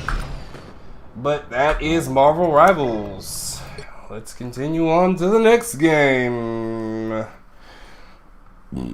Excuse me, because we are variety gamers now. Yeah. Variety gaming. You heard it first here with your boy JLA. Yeah. So, Marvel Rivals, that's that. And I mean, guys, as y'all can see, bro, I mean, like, look at what I'm working with here. I got Neo. I got this one. I was gonna try to play it. Elder Scrolls Online. Some of these, I'm just not doing it, dude. I'm just not doing it. I refuse to like continuously be subjugated to subpar gaming experiences and then being forced to waste my time trying to enjoy it. It's just not there, bro. And at the end of the day, it's like, how can you continue to try and force a hobby? So, that being said, we've been going for about 3 hours and 17 minutes.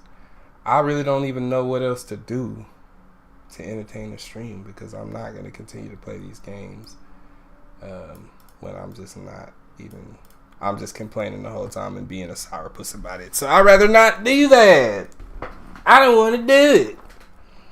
I just want to have fun playing a game with friends, you know, the old-fashioned way. I am a boomer. Who am I kidding? I'm 35, but, you know, still. Back in the days, I remember when we used to get on Ventrilo and on Skype. We used to do our calls on Skype, man. It wasn't Discord. It wasn't no Discord at that time, man. It was Ventrilo and it was Skype, man. That's all we had.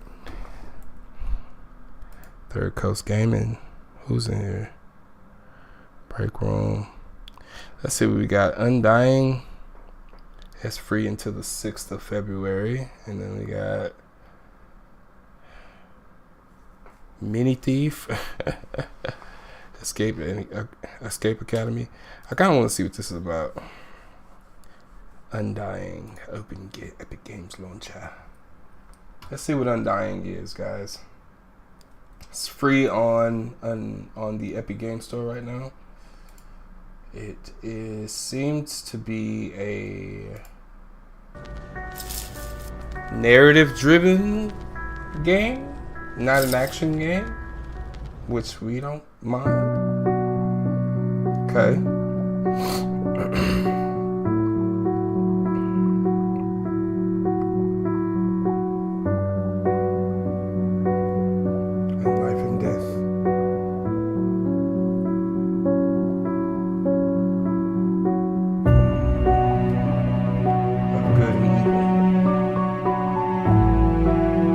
Okay.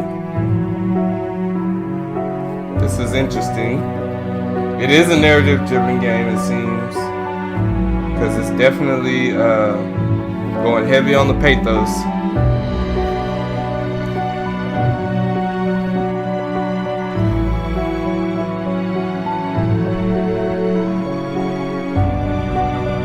So that's the gameplay.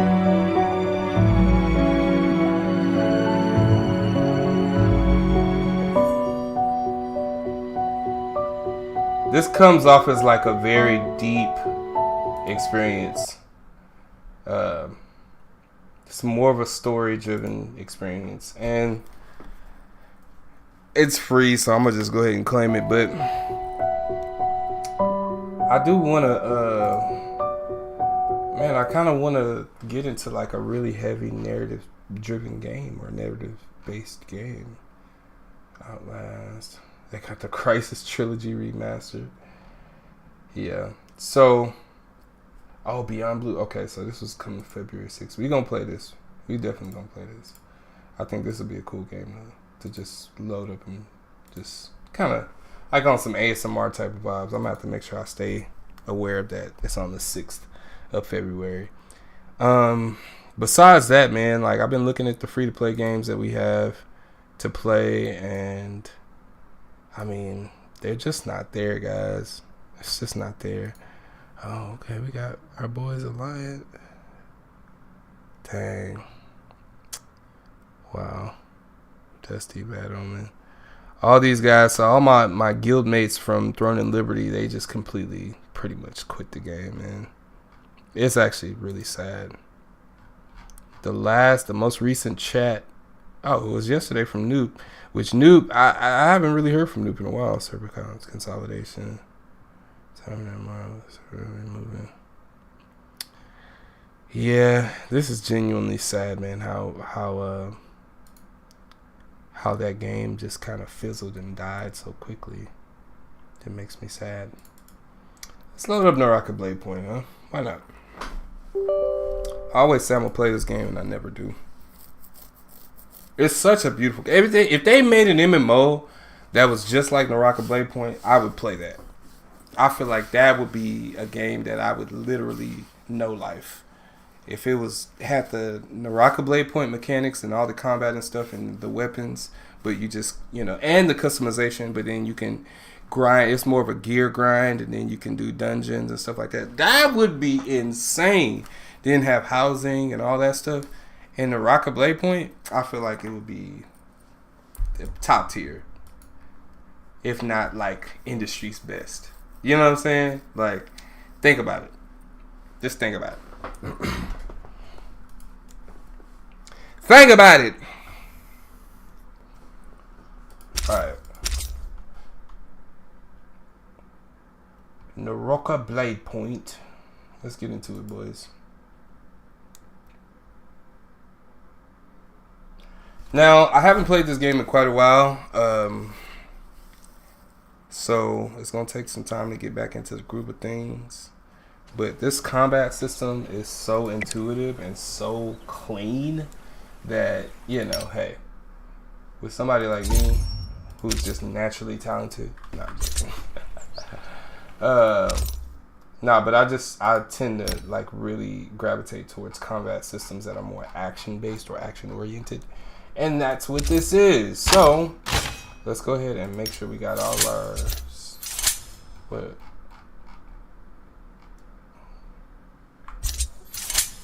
Oh, okay. Thank you. Thank you so much, heroes. We'll show the uninitiated how it's done. Hero in the night. Alright, select that. This should give us something good. Timing on social harmony. Let's do it. Come on, give us something good.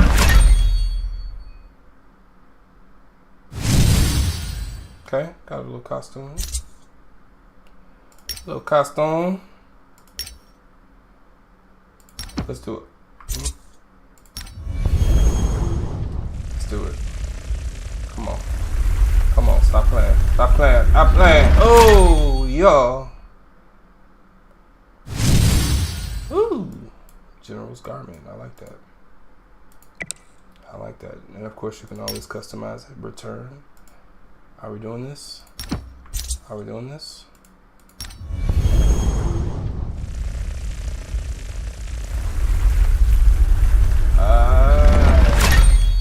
You know, they could have gave me another go. Okay, cool. That's done. Let's go. Selecting chest. Let's just open out one. Purple. Okay, nice. Okay, we got a drowned grace sculpt. Alright. That looks pretty cool. What else? Any other chests that we got? EXP. Okay, cool. Got some EXP.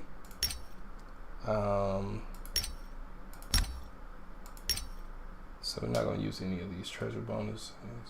That's about it. We're not gonna use these until we like absolutely know that we're trying to use that. Oh, I got this. I forgot I got that.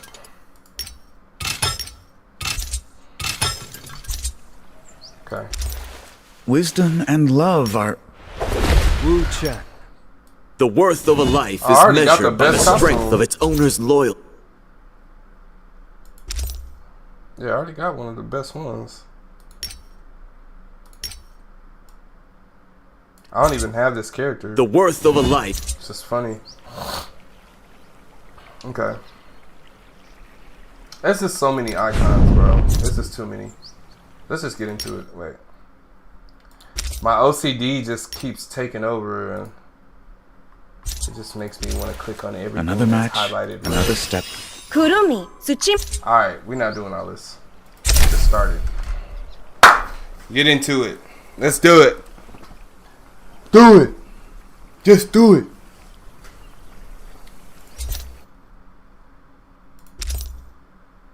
Okay, what?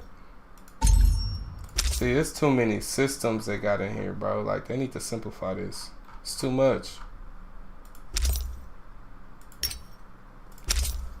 But I can appreciate it, though. I can appreciate it for what it is. They got a lot of cool little integrated systems that they added into the game to give it more depth, you know?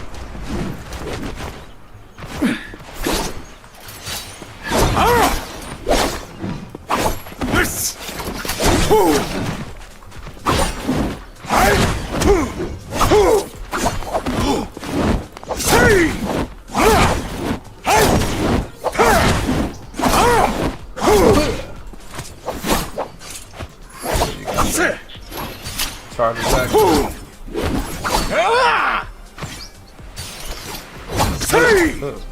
That's like the fan throw. And then you got your fan. You want to knock them up. Back. And then.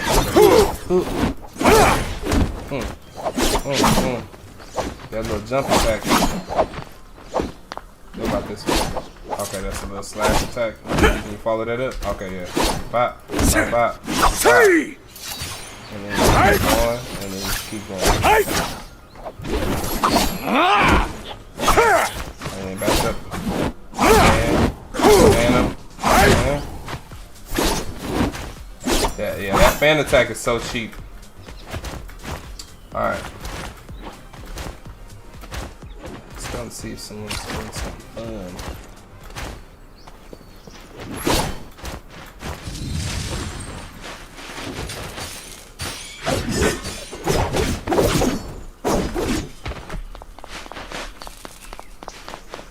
Somebody stack me. How am I not level 20 yet? That's insane. Did this fool make Squidward? That is Squidward. Squidward! There's a lot of people still playing this game. See, the art style is so cool. Tell me this would be cool if they had an MMO like this. I'm telling you, bro. Look at the footprints in the snow.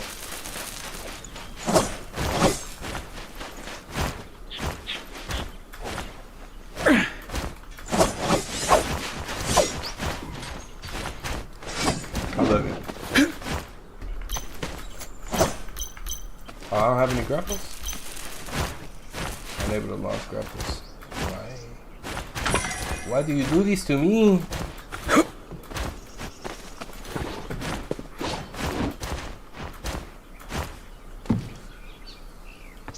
Okay. Pretty cool looking. I mean, the customization you can do on each character. I mean, there's a base character model, and then you can like modify it into basically what you want, which I think is super cool.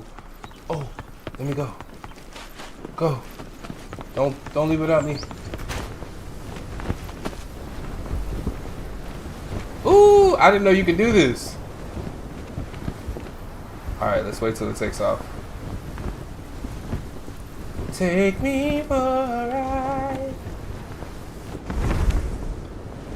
I can show you the world, shining, shimmering, splendid. Tell the princess as time that your heart decides. I can show you the world, take you wonder by wonder, over, sideways, and under, on a magic carpet ride, a whole new world, a new fantastic point of view. No one to tell us no, or where to go, or that I'm only dreaming.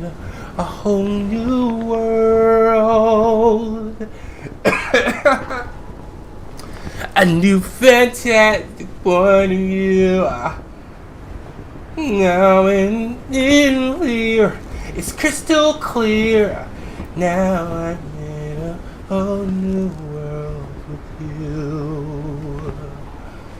Now I'm in a whole new world with you.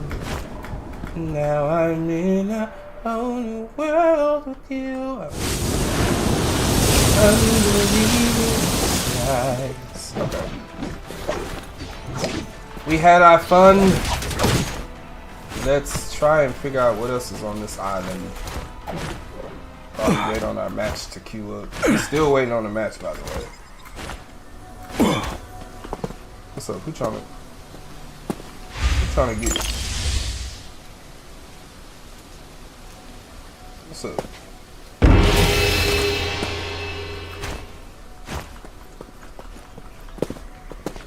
Nobody trying to do nothing? I ain't waiting around. What's this? Can I play this? Oh, what do you know? I can. Wait.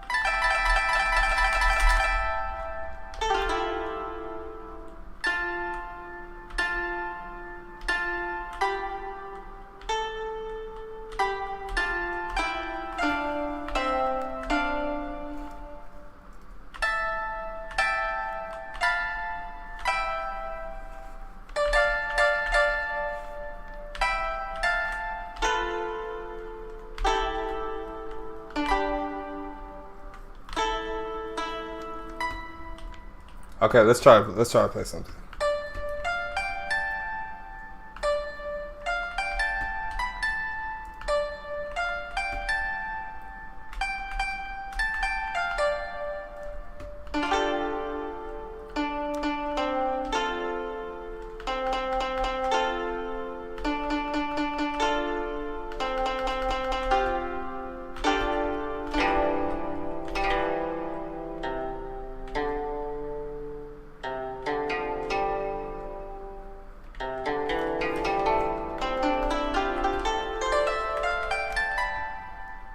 Okay, we're done. That's fun. That's kind of fun, man. See that it's little silly stuff like that that really. Wait, can you play this flute? No way. Stop playing with me. Stop playing.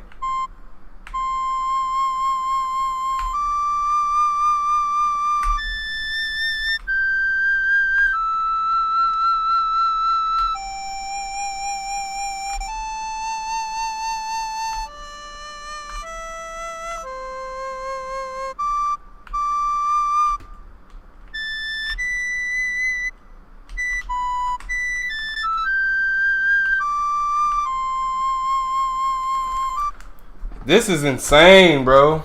You can play the flute, and they got a freaking music handbook. You can learn songs. That's just a level of detail I've never seen before. I mean, they really... Wait, you can sit down right here? Yikazo. Nah, this is actually really, really cool. I like this. I rather like this. I rather like this. Just imagine if they had like a real world that you can like explore. Because the graphics in this game are really good. Now, one problem I'm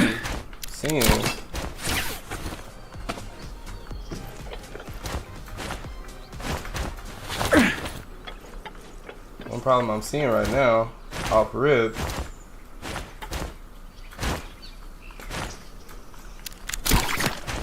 is that the queues are taking a long time. I've been in the queue for 10 minutes. Maybe it's just duos. But I'm curious as to how many concurrent players is still playing this game. I mean, this is one of those hidden gems where it's like, man, I would be so sad if this game died. Because even though I don't play it as much... Oh!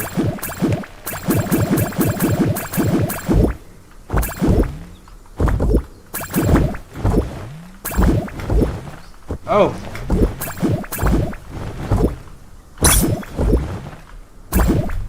No. Okay, wait. It's basically trying to get however many you can at a time. Bro, it's little silly stuff like this that's like really actually fun, bro. Cause why would I actually sit here and do this unless it's actually fun? And this is like the little kiddie stuff that these developers just miss out on because they're so busy trying to take themselves so seriously. Like, this is just pure goofy fun. Oh. Oh, 1530. That's my high score. Yeah, it's just goofy fun, man. Like, why wouldn't you be able to do something like that in your video game? That's, to me, in a video game, it's more so of the why not versus the why. Like, why wouldn't I be able to run alongside the wall in a video game as a video game character? Why wouldn't I be? Why wouldn't I be able to just hang on this wall and just straight up just be on this wall like this? I'm a freaking ninja, dude. Of course I should be able to do that. And it's so intuitive and it feels so clean and crisp. I mean, I feel like this is probably one of the most underrated games that's out right now. I have to be honest. This has to be one of the most underrated games that's out right now. Even though the queue is taking a little long, I think that if this game had a little bit more, like maybe an open world, people would be playing this game forever. Instead of it being like an instance based or like a battle royale. Right now it's a battle royale, but if they make this into an actual like RPG or like a an MMO, I think the sky's the limit for this game. Now they do have a PvE, I believe. I think it's called the Herald's Trial. Let's cancel it. So the Showdown and the Herald's Trial. I think the Herald's Trial is the PvE, and that's why I'm not getting into that. Wait a minute. No, this is the PvE. This is the PvE. Okay. Let's just, I want to try something. I just want to see what it is. I've never played it before. This is kind of like a raw reaction to this new content that they just recently released. I've never played it, so I don't know what it is and what it's, you know, kind of centering around. Another match, another step on the road to defeat 6 monsters. Okay, so these are like challenges, kind of like quests, and then this is this the starting world? Can I choose my weapon or no? I'll just start with the weapon you get. Okay, so I got a bow staff, and I got a grenade launcher. Man, come on, bro. This is sick, bro. Give me an MMO like this, and I'm playing that every day, bro. Every day. All right, let's see.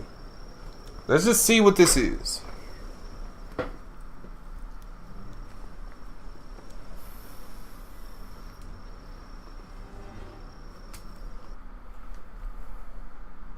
Got some story.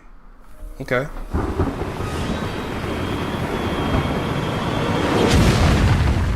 Meteor crashes to the ground. A demonic figure stands from the ashes as the ground smolders around him. That must be the boss. Okay. Let's get in there. Now watch my combo. Ooh. Bop, bop, bop, bop, bop, bop. Let's go. You don't want it. What you want? Who want it? Am I gonna find some stuff? Do I collect stuff or? I don't collect anything. I think I just go through. Wow.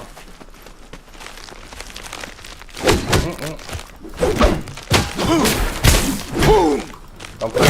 I will remember you. Okay, I see the combat system is very similar to the PvP. A little bit different though. So I can pick up stuff like the grapples. I can still grapple, which is a good thing.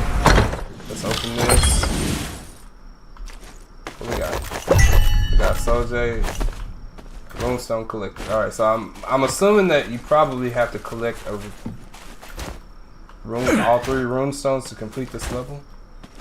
What's this? Activate. It must be like a. I don't want to go that way yet.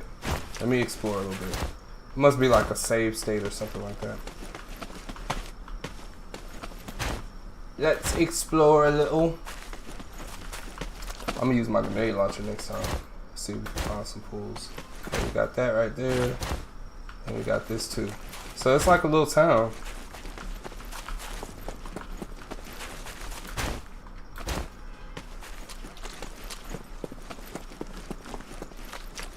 Do I hit the spell? Oh, I do.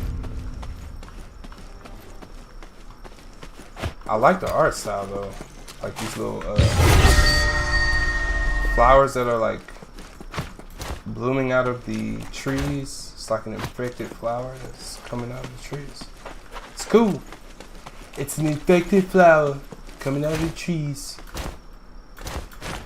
We don't know how we're gonna deal with the cheese. LA's better. Okay.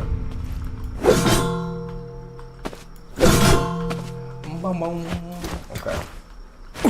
We're gonna go this way because I think that's where they're leading us to. So we've explored enough. And we're gonna kind of follow and see where they guide us.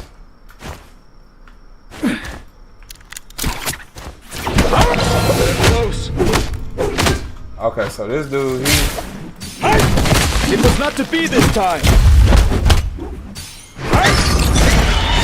some of these dudes, they're gonna be strong. I can already tell now. Okay, it's got another chest over here. I'm gonna get the chest first, and then I'm gonna do the save state. It's so cool how they have like this little wave. It's like a wave that's. Okay, I can't pick that up. It's like a little wave that's like going by every time you unlock this area. Now my question is there ain't nothing up here? It looks like there's something up there. I'm going back. I'm going back, mate. The awakening is here. It's the awakening.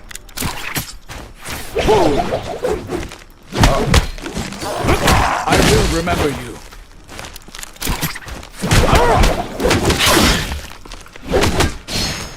Okay. I cannot. That's off me. Oh, I didn't mean to do that. I meant to dodge. I will remember you. There you go.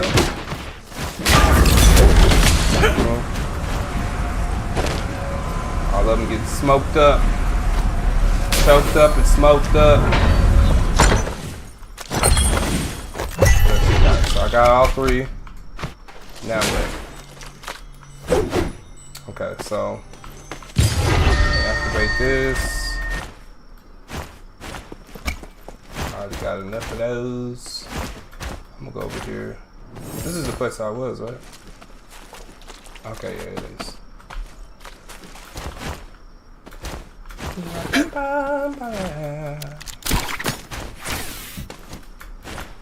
Where am I going?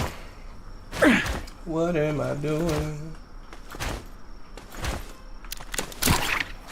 Nope, too high. That's alright, mate. No harm, not foul. Let's keep going. At some point, it's gonna get harder.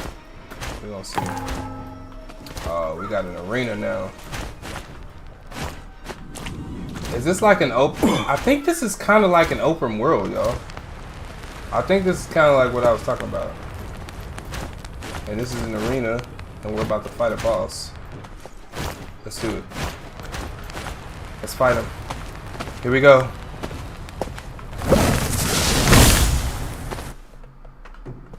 You don't want it, bruh. What's up? Free!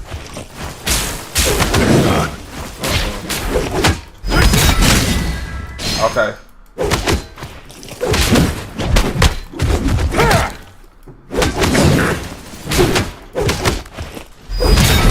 Oh, I gotta be careful with that.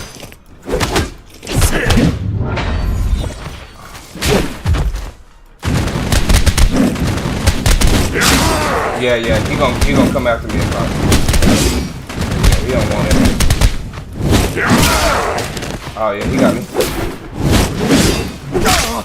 Absolutely not, sir.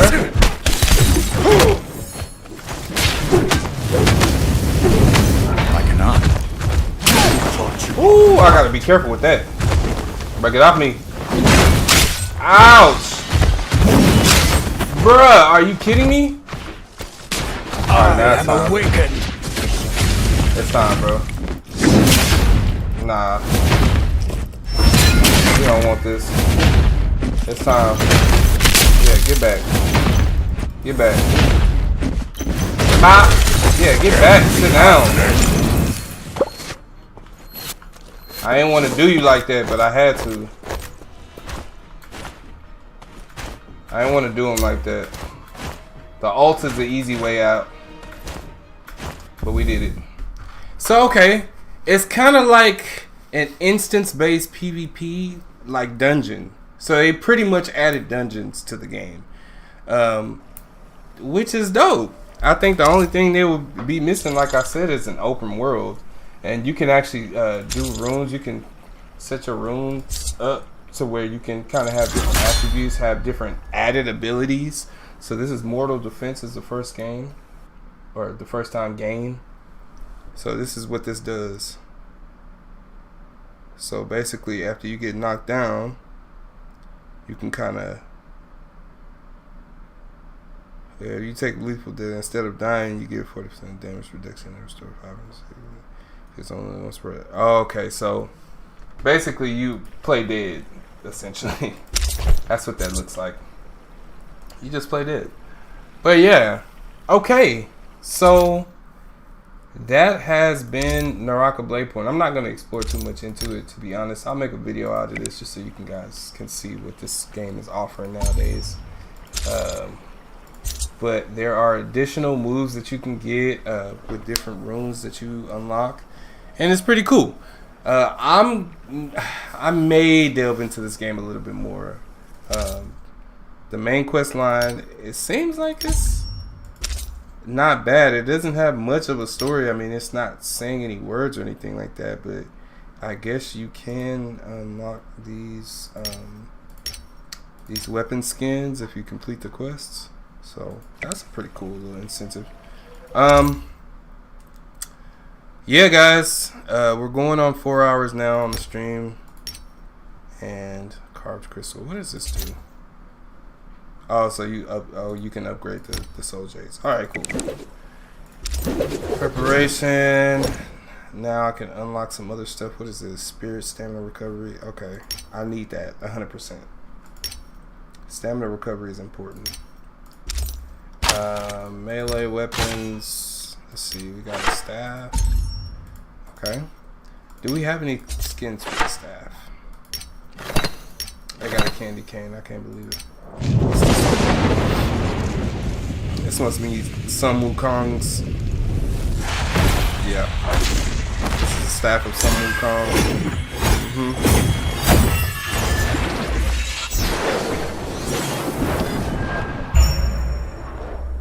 Right. Yeah. They got some pretty cool staves. Oh, that's clean. I like that one too, the jade one. Okay. Got some pretty cool staves. I can continue. Alright, y'all. You can. We will I'm gonna go ahead and end the dominate. stream here. I appreciate you guys joining me. Thank y'all so much for tuning in if you did. And if you do see this video, please like, comment, and subscribe. Let me know how you feel about the content. Let me know what I can do better. And I love every single one of y'all that ever join and watch my videos. I love you so much. Thank you. I appreciate your support. And let's continue to move forward into